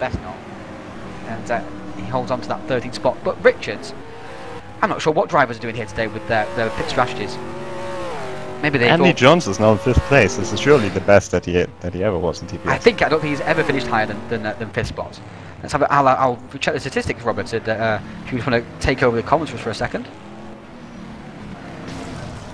Oh, he hit the wall! Unbelievable. And he's standing right on the track. I'm going to just avoid him. Oh, he got out of the way. That's a fantastic job there. No. Andy Jones, get out of the way. That wasn't great. What's he doing? What is he doing? He needs to. What the hell? Can't reverse that far down the track, Andy. What are you doing? What are you doing? Oh, dearie me. Peckley almost hits him. Dearie me. Oh, What on earth? It's unbelievable. Every today? time a driver has a good shot at at the top position, he's making a mistake, and I don't even want to say anything about the guys that are in a good position now. Someone goes into the pits. Richard's into the pits. What's going on there? It's a 200-kilometer race. I don't know. Maybe they just took the setup from last season and left the fuel in. But it's, oh, I've got no idea what's going on, Robert. It's crazy. So and Rasmus Salo did a two-stop strategy, and he's back in 6th place. Twice is 4th. It's going to be 5th before long, Salo. It's right behind them. Yeah. So Veit is in 4th. It's just, I'm not seeing too much of the leaders so far because they've no need to. Nothing happened there. Salo gives Angwin the big hurry along. Now. So Salo will get 5th. It's going to be 1, 2, 3, and 5 for THR. It's not 1. I don't understand what's going on today. If anybody would like to tell me what's gone on today and what drivers have been doing and what they've been thinking, answers on the postcard. Because I think they all need their head looking at. Because I think we need to employ a psychotherapist in the Touring Pro Series. Robert? Because every driver who's had a shot at doing well has made a mistake, apart from Hulme. And Hulme himself was involved in fracas. Yeah. This is... It sounds weird, but this race would have been easy to be won by a fast driver, I guess. You just need to do a clean race like they do most of the time.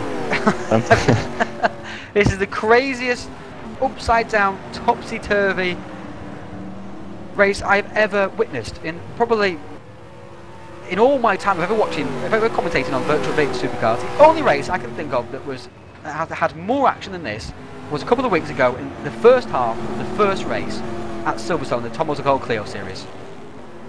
Well, this is a long race here, pit stops and everything, and this has just usually you see everyone really calm.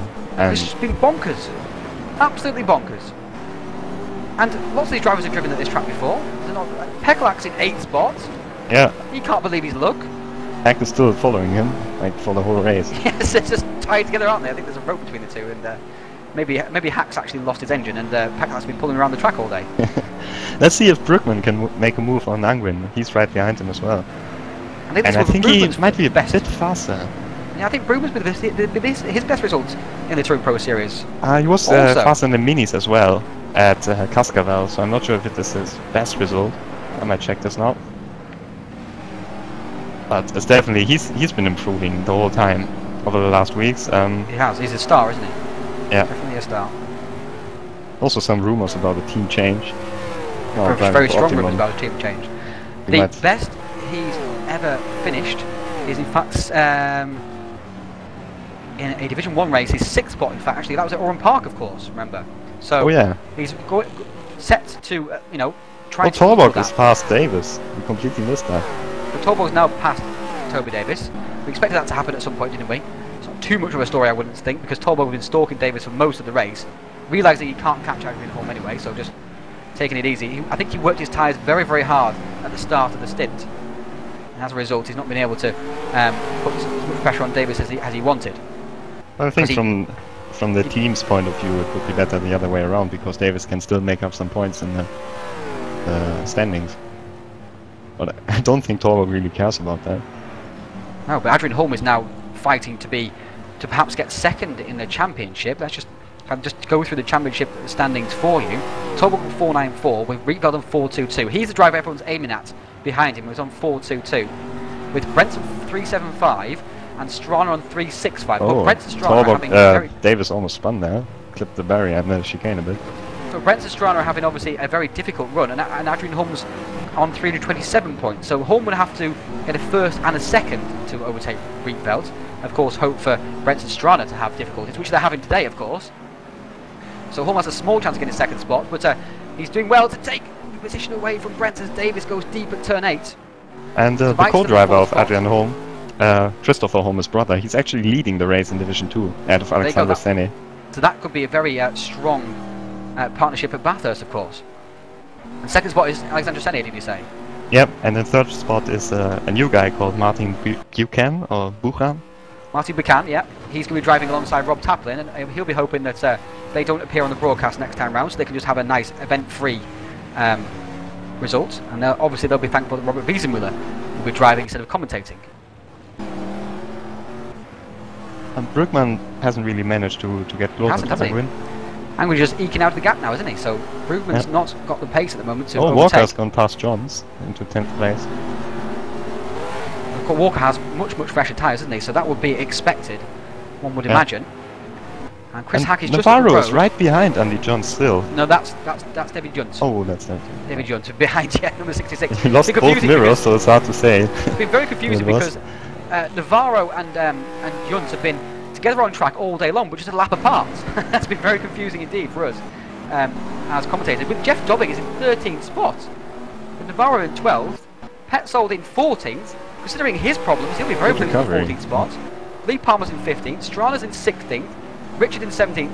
So Brent has dropped some positions once again. He was ahead of Strana after his late pit stop. Brent has hit something again because the front of his car looks really weird. Front of the car there, we can see it. There we are. Damage on the front end. Yeah. So Richard's got past him. He's in 17th spot. Matti Turksani has dropped positions. He was in 17th after his pit stop. He's hit something. Look, that damage wasn't there earlier in the race. So he's back to 19th. Oh, and Peckley dropped the position. I think to Hack. I think they're battling in 8th and 9th place. Let's go back through and find them. Here we are. The side by side out. Side by side. Not sure which one is Peckley. I'm not sure which one is which either. It's in fact it's Bryson who split the two. In fact. So he might have a problem. He's struggling, isn't he? Yeah. Looks like he's struggling because Bryson looks very quick indeed just ahead of him. Maybe he just came out of the pits. We didn't really follow Bryson's race here. He pitted later, around about lap 34, 35 I think it was. Oh, Walker's right behind Peckley. Walker, caught right up to the back of these two. I was saying that Walker wasn't too far behind Hack and Peckley. And Walker looks like he's going to definitely take this position away from Peckley now because he's got much fresher tyres. And has been quicker throughout the events than Peckley as well. So Hulme is leading still. Not seen too much of Adrian Hulme, but he looks like he's heading for his second consecutive Touring Pro Series win. He's waited almost 2 years for his first win, and then two come along at once. It just shows which incredible form he has at the moment, and I think it's also a bit lucky that this track was the next one in the calendar, because he's been strong here ever. But of course, Sandown is very different to here. Not as bumpy at all. Well, but you're also flying over the curbs a lot, and I think this is suiting Hulme because he's not scared of going curbs. At Sandown, I watched a bit, and especially in the second corner, like the first chicane there, he was very aggressive over the curbs, and all the tracks that we've seen him do well on have all been bumpy, haven't they? Yeah. We've seen Simmons Plains. He's always very quick. At Sydney Park here, of course, he could have won. Barbagallo as well. I'm not sure how bumpy Barbagallo is. Well, then again, Barbagallo, who was quick in qualifying, wasn't, but not so much in the races. Only one pole position there, and then I think he was third, in fact, in third position on the grid in the second race. We didn't do too well in the races. That's not that bumpy a track, I wouldn't say, but in general, it's a bumpy track that he's done well on, isn't it? And of course, if circumstances had been different, Robert, this could have been his, heading for his third consecutive win at this track. As it is, he's heading for his first. Yeah, but I think it's very interesting to see how much Hulme has improved, because also at the beginning of the season he made many mistakes and like wrong strategy calls and spun off. I think it's at Simmons Plains he spun off from a really good position, and he seems to have improved a lot, and now he's not making the mistakes. Everyone else made a mistake. He got pushed around even, and he's still leading the race by 17 seconds. He's kept calm, hasn't he? And he's leading, as you say, by a long way. That's a very dominant performance, 17 seconds, it felt like.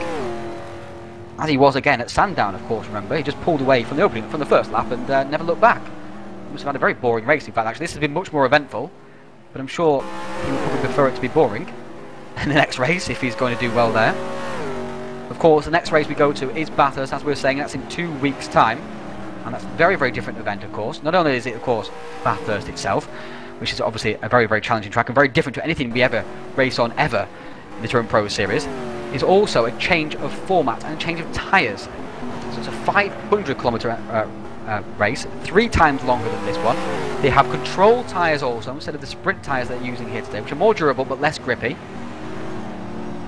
So that'll be a complete change of challenge, as Van der Vaart just about staying on track there at the moment, ahead of Adrian Hulme. I'm not sure why he was fighting so hard to stay on the lead lap. There's only a couple of laps to go here. Hulme is heading for his second Touring Pro Series win and his second in a row. Virtual V8 Supercars. Torborg is in second spot. He is the champion. He's the Virtual V8 Supercars 2013 champion. Adds to his ATCCC 3 championship, his AGTC championship, his WTM 3 and 4 championship, and his obviously his V8 2012 championship, and this is his 6th championship, 2013 championship. He's also the only one who managed to defend his title successfully. Yep, absolutely. No other driver has defended titles. He's done that twice now. Walker's into 9th position now. In the Touring Masters and in the Virtual V8 Supercars. We're on the final lap now. And we're going to follow Adrian Hulme around because he has been superlative. Ever since he took the lead after that, what can only be described as a fray, quite frankly, a fracas, he has been supreme since, actually, in fact. He's not looked back, has opened up the gap, had a good pit stop, has had good pace. His car is damaged, remember, from that fracas early on. He hit the wall pretty hard on that front right, and remember also as well, most of the corners here are left, so that will have harmed him quite a lot. But he's not let it deter him at all, and he's heading for his 2nd TouringProSeries win. And it's a well-deserved win. Well deserved, very well deserved. Waited so long for his first TouringProSeries win, and now he has 2. Well done to Adrian Hulme. He continues his hot streak of form as he comes out of the final corner. He weaves across the line in delight. Adrian Hulme is the winner here today at Sydney Park in the Virtual V8 Supercars. Adrian Hulme takes that win. 2nd spot is going to go to Jesper Torborg, who is, of course, remember, the champion. He was the reigning champion. He is now the new champion again, and he takes victory here. Takes 2nd place here, sorry, should I say, in the Virtual V8 Supercars. It goes across the line. And where's Toby? Where's Toby? What's happened to Toby Davis? I'm not sure, but he will be getting he hit the wall for bursting across the line also, as will Andy Johns. He will be losing that podium spot. 4 spots will be Eric Tveit, and 5th spot. Oh, Tveit also lost his front bumper there. Something must have happened there. Something's happened there. Really quite incredible. Wiesenmueller, great recovery drive. I'm not sure what on earth the drivers have been thinking here today. It's been pretty poor driving, I would say, on the main. 5th spot from Rasmus Salo, good recovery from him after pitting early. We're not sure why he did that. 6th spot will go to Kevin Angwin, a great result for him, the best result he's had in the TouringProSeries. 7th spot to Lars Brugman, fantastic result for him also. With 8th, it's going to be Chris Hack. Just holding off Ryan Walker for that 8th spot. So Hack finishes 8th, Ryan Walker in 9th, with 10th spot going to Luca Pekla. He'll be very pleased with that. 11th spot will be kind of pleased Andy Johns, because before the race he would have taken 11th spot, but he was looking at maybe a top 5 earlier in the race. 12th spot to Van Navarro, 13th to Jeff Dobbing, 14th I think this to is Lee also Palmer. Navarro's best result in the V8s so far. I think that's probably his best result ever in the TouringProSeries. I think he had a better one at the oval race in ATCC. Oh, maybe he did actually. The V8s yes. surely was the best. Jeff Dobbing 13th, 14th Palmer, 15th Strana, 16th Richard, 17th Kevin Brent, 18th Petzold, 19th Texani, and right at the top 20 was Ethan Bass. We'll be back in just a couple of minutes' time with some interviews from the drivers, but this is what's coming up on Wednesday.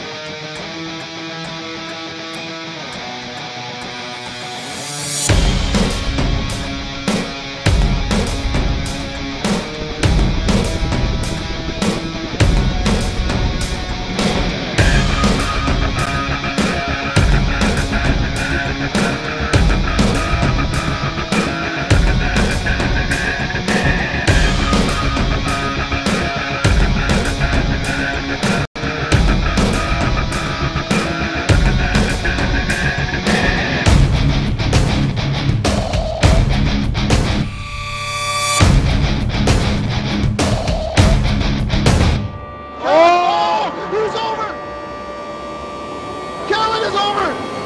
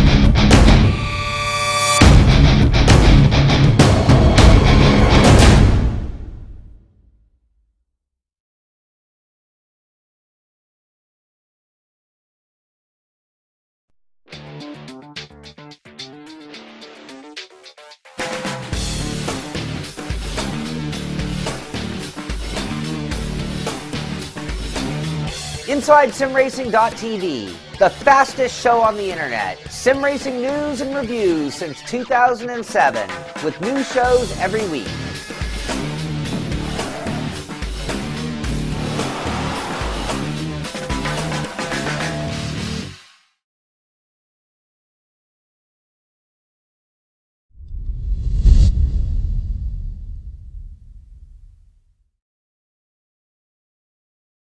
Hello, welcome back to the action from the Virtual V8 Supercars, the final race of the season where the drivers will drive by themselves. And it's fair to say it was a pretty manic race. We're now going to go through and get the feedback from the drivers from that race. And first off, we're going to start with Adrian Holm, of course, the race winner from today. Congratulations, Adrian. You waited almost 2 years for your first Touring Pro Series win, and two come along at once. Who says sim racing isn't like buses? Yeah, it's going well at the moment. I'm having a real good feel with the car, so I just have to, you know, stay out of the walls, and I was able to bring this one home pretty easily. I must say, make an apology to Toby there for the first lap. I absolutely nailed the back of him into turn I don't know which one, but fortunately he managed to gather it up. Did, and we saw plenty of, I think, should we call it action in the opening laps of that race, Adrian? I mean, what's your story about all that? There was all kinds going on. Yeah, it's Sydney Park. Just crazy. I made a pretty good start, but absolutely bogged down when I, released the clutch completely. And then I felt that Jasper was taking it very carefully through the first turn, so I just dived into the second chicane on the inside, and it worked out because I didn't want Toby to get away from the rest of the pack.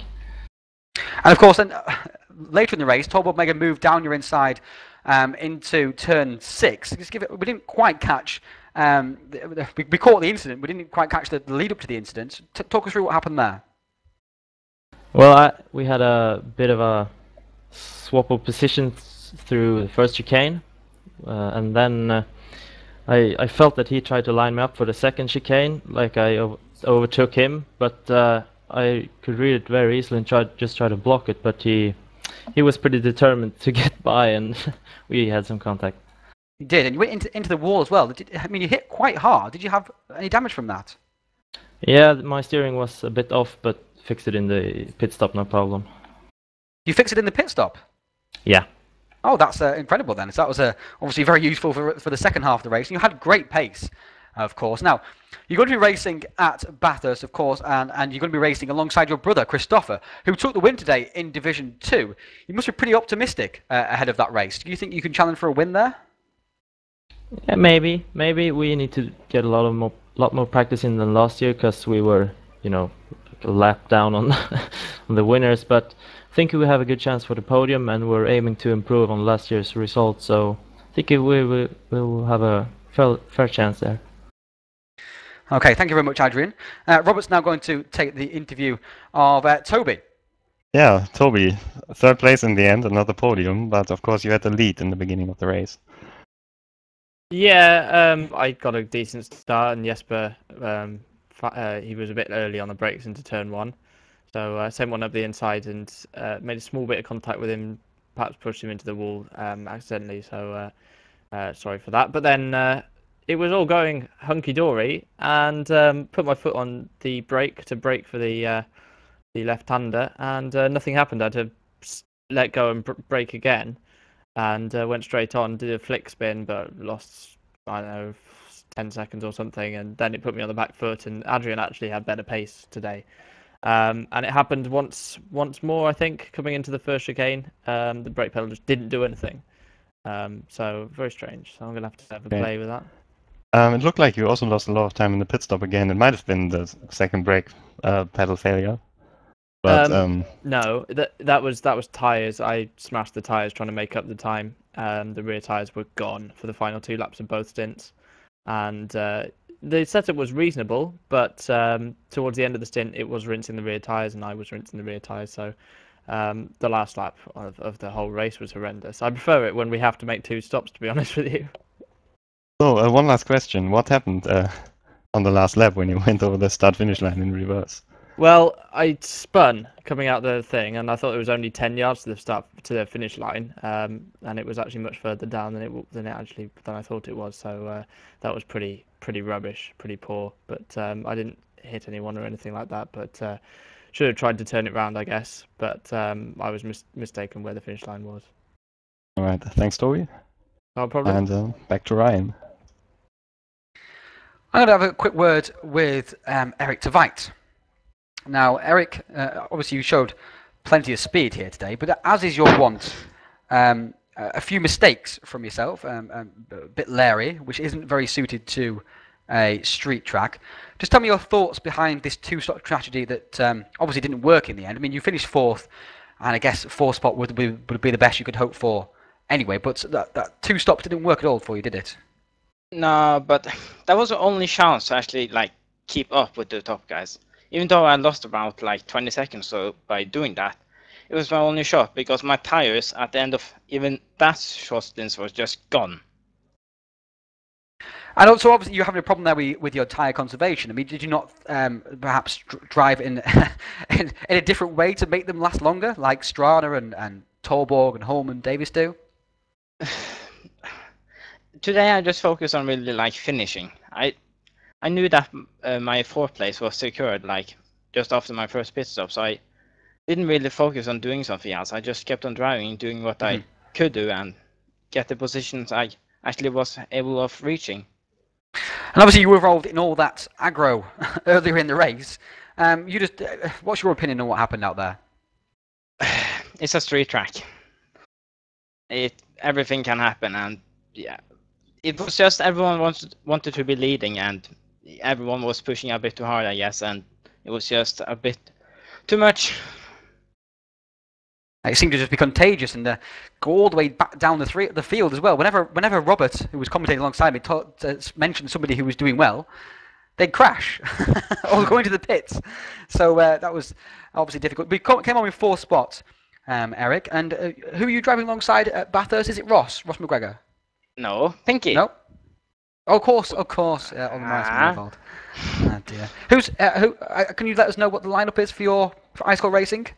I got Pinky. Chris Hack got Ross McGregor. Strana got Jack Keithley, which is a big surprise. We should be looking forward to that. And Lee got Adam. Yes, Adam Egbeer. So welcome back to Adam Egbeer, by the way. He reappeared after donkey's years, not seen him for about at least over 18 months, and he reappeared today on the server, practicing for Bathurst, so that was good to see. Welcome back to him.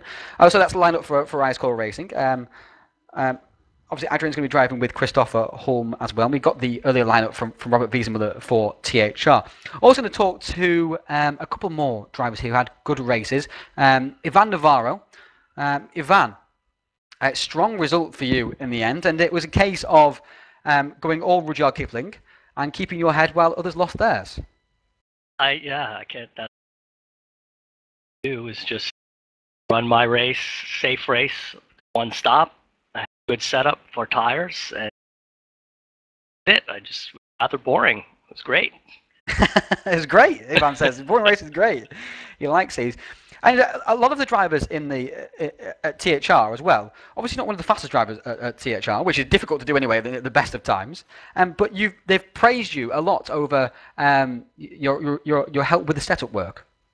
Well, that's right. I mean, I don't think I'll reach the level of the fastest drivers. I practice a lot, as everybody knows, and I just don't. Maybe my reflexes are too slow. I just don't have it. But I try to contribute in other ways. So, I'm glad that's appreciated. I try to do what I can for the team.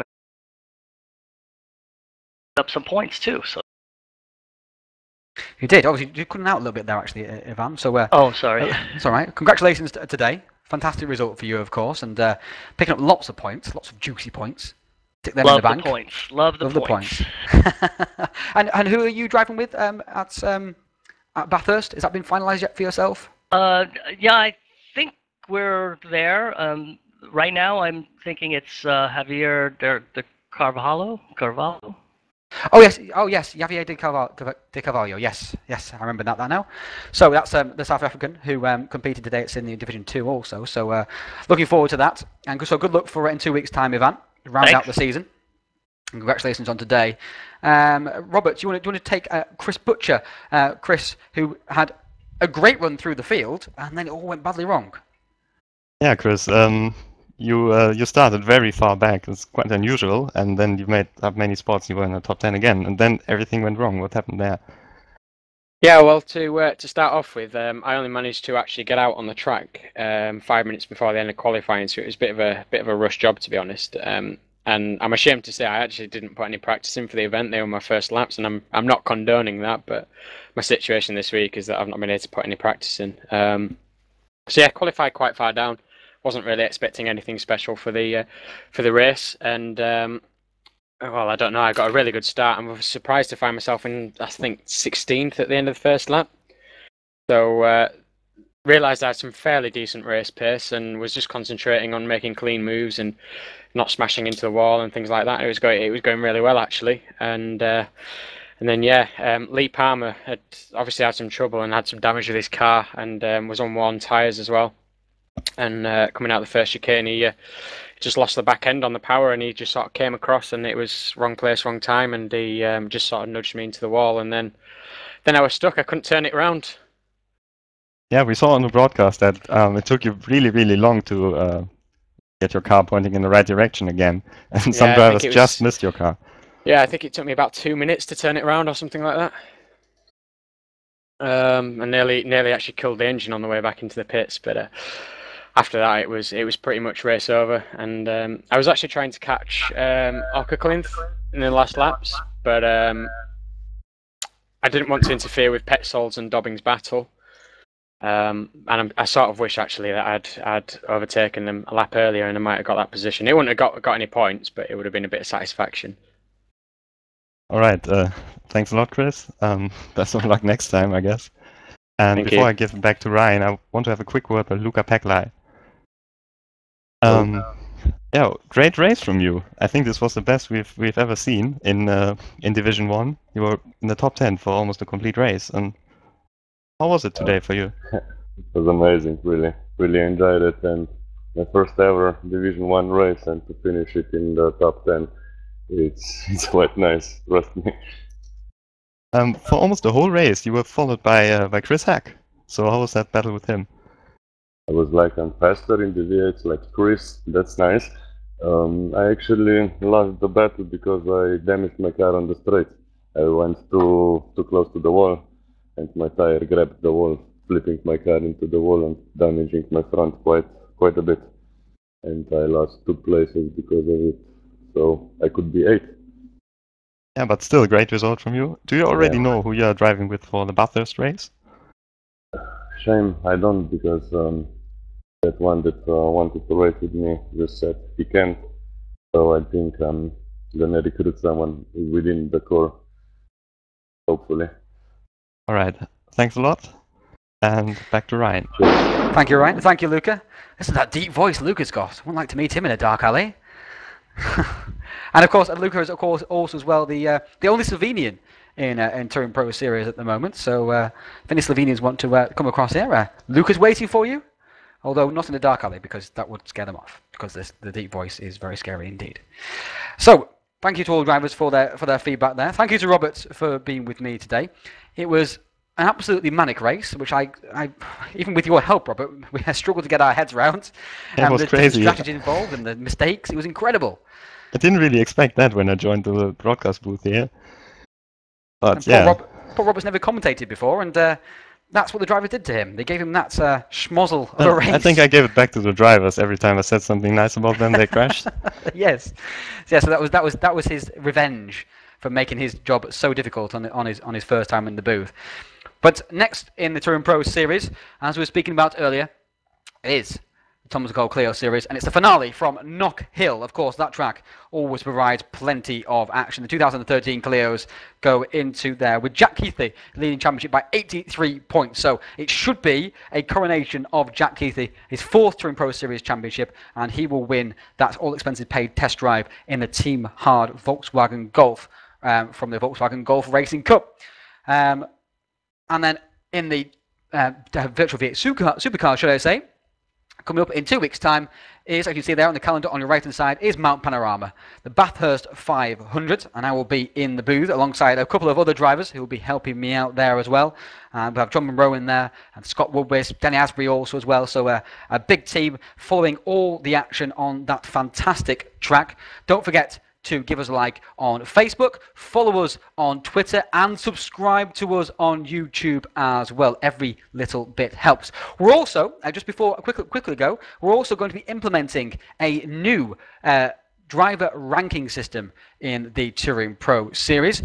This will be an ELO based system, and it will go right back to the start of the Touring Pro Series, which is ATCC 1 back in 2009, and come forward, so drivers will be able to see exactly where they stand in terms of the strength of their opponents. So often, of course, it's difficult to tell how good a driver is. Was this championship more difficult than the other championship? Was it stronger? Was it weaker? Was it as good a title win as it could have been? This will answer all the questions for you. This will show exactly where drivers stand in the ranking system. Now, we are going to be paying for that ranking system, and the initial cost of setting up, a basic cost of setting it up, is $300. In fact, it's going to be $350. So we are asking the drivers and the spectators also as well if they can make a small contribution. Every little helps, of course, even as little as $5 helps. If you go to TouringProSeries.com, and on the right hand side on the home page, you can click the donate button. In there, you can pop a donation in, and that will be very much appreciated, of course, moving forward. And we do appreciate all the support that we get. And as it's Keith Barrick who pays all of the bills, pretty much, he'll be very appreciative as well. I do all the donkey work, and Keith pays all the bills. That's how it works. But please do donate if you can. Every little bit is appreciated. Of course, we do put on fantastic broadcasts and many, many races. An organisation takes absolutely hours and hours and hours, as Robert will know, because he's done your own organisation yourself, haven't you, Robert? Yeah, I have. I've organized the Virtual Mini Challenge, and I will do so again for the next season. And you think, maybe you just have to set up a server, do a few penalties. It's not so much work. But the reality is really different. So yes. I really respect you and all the other admins for doing so much work. Absolutely. So, as I would say, every little bit helps. It's just running costs towards the servers and what have you, and also the broadcast as well, which you do have to pay for. So, thank you everyone for watching. I do apologise for begging for money there almost, but we do need to be able to pay the bills somehow. I do appreciate all the help that everyone can give. As I say, join us again next time for the Thomas Cole Clio Series on the 14th of August. And then finally, rounding out our summer leagues will be in 2 weeks' time at Bathurst. The next leagues will start in November. As we say, Robert Wiesenmueller will be organising the Virtual Mini Challenge there as well. He is the champion there as well. So that's not fixed at all, honest. And then we have the Virtual Touring Masters and the Virtual Supertech Series will return in November, with sign-ups opening in September. So look out for that. Thank you for watching, everyone, and take it easy.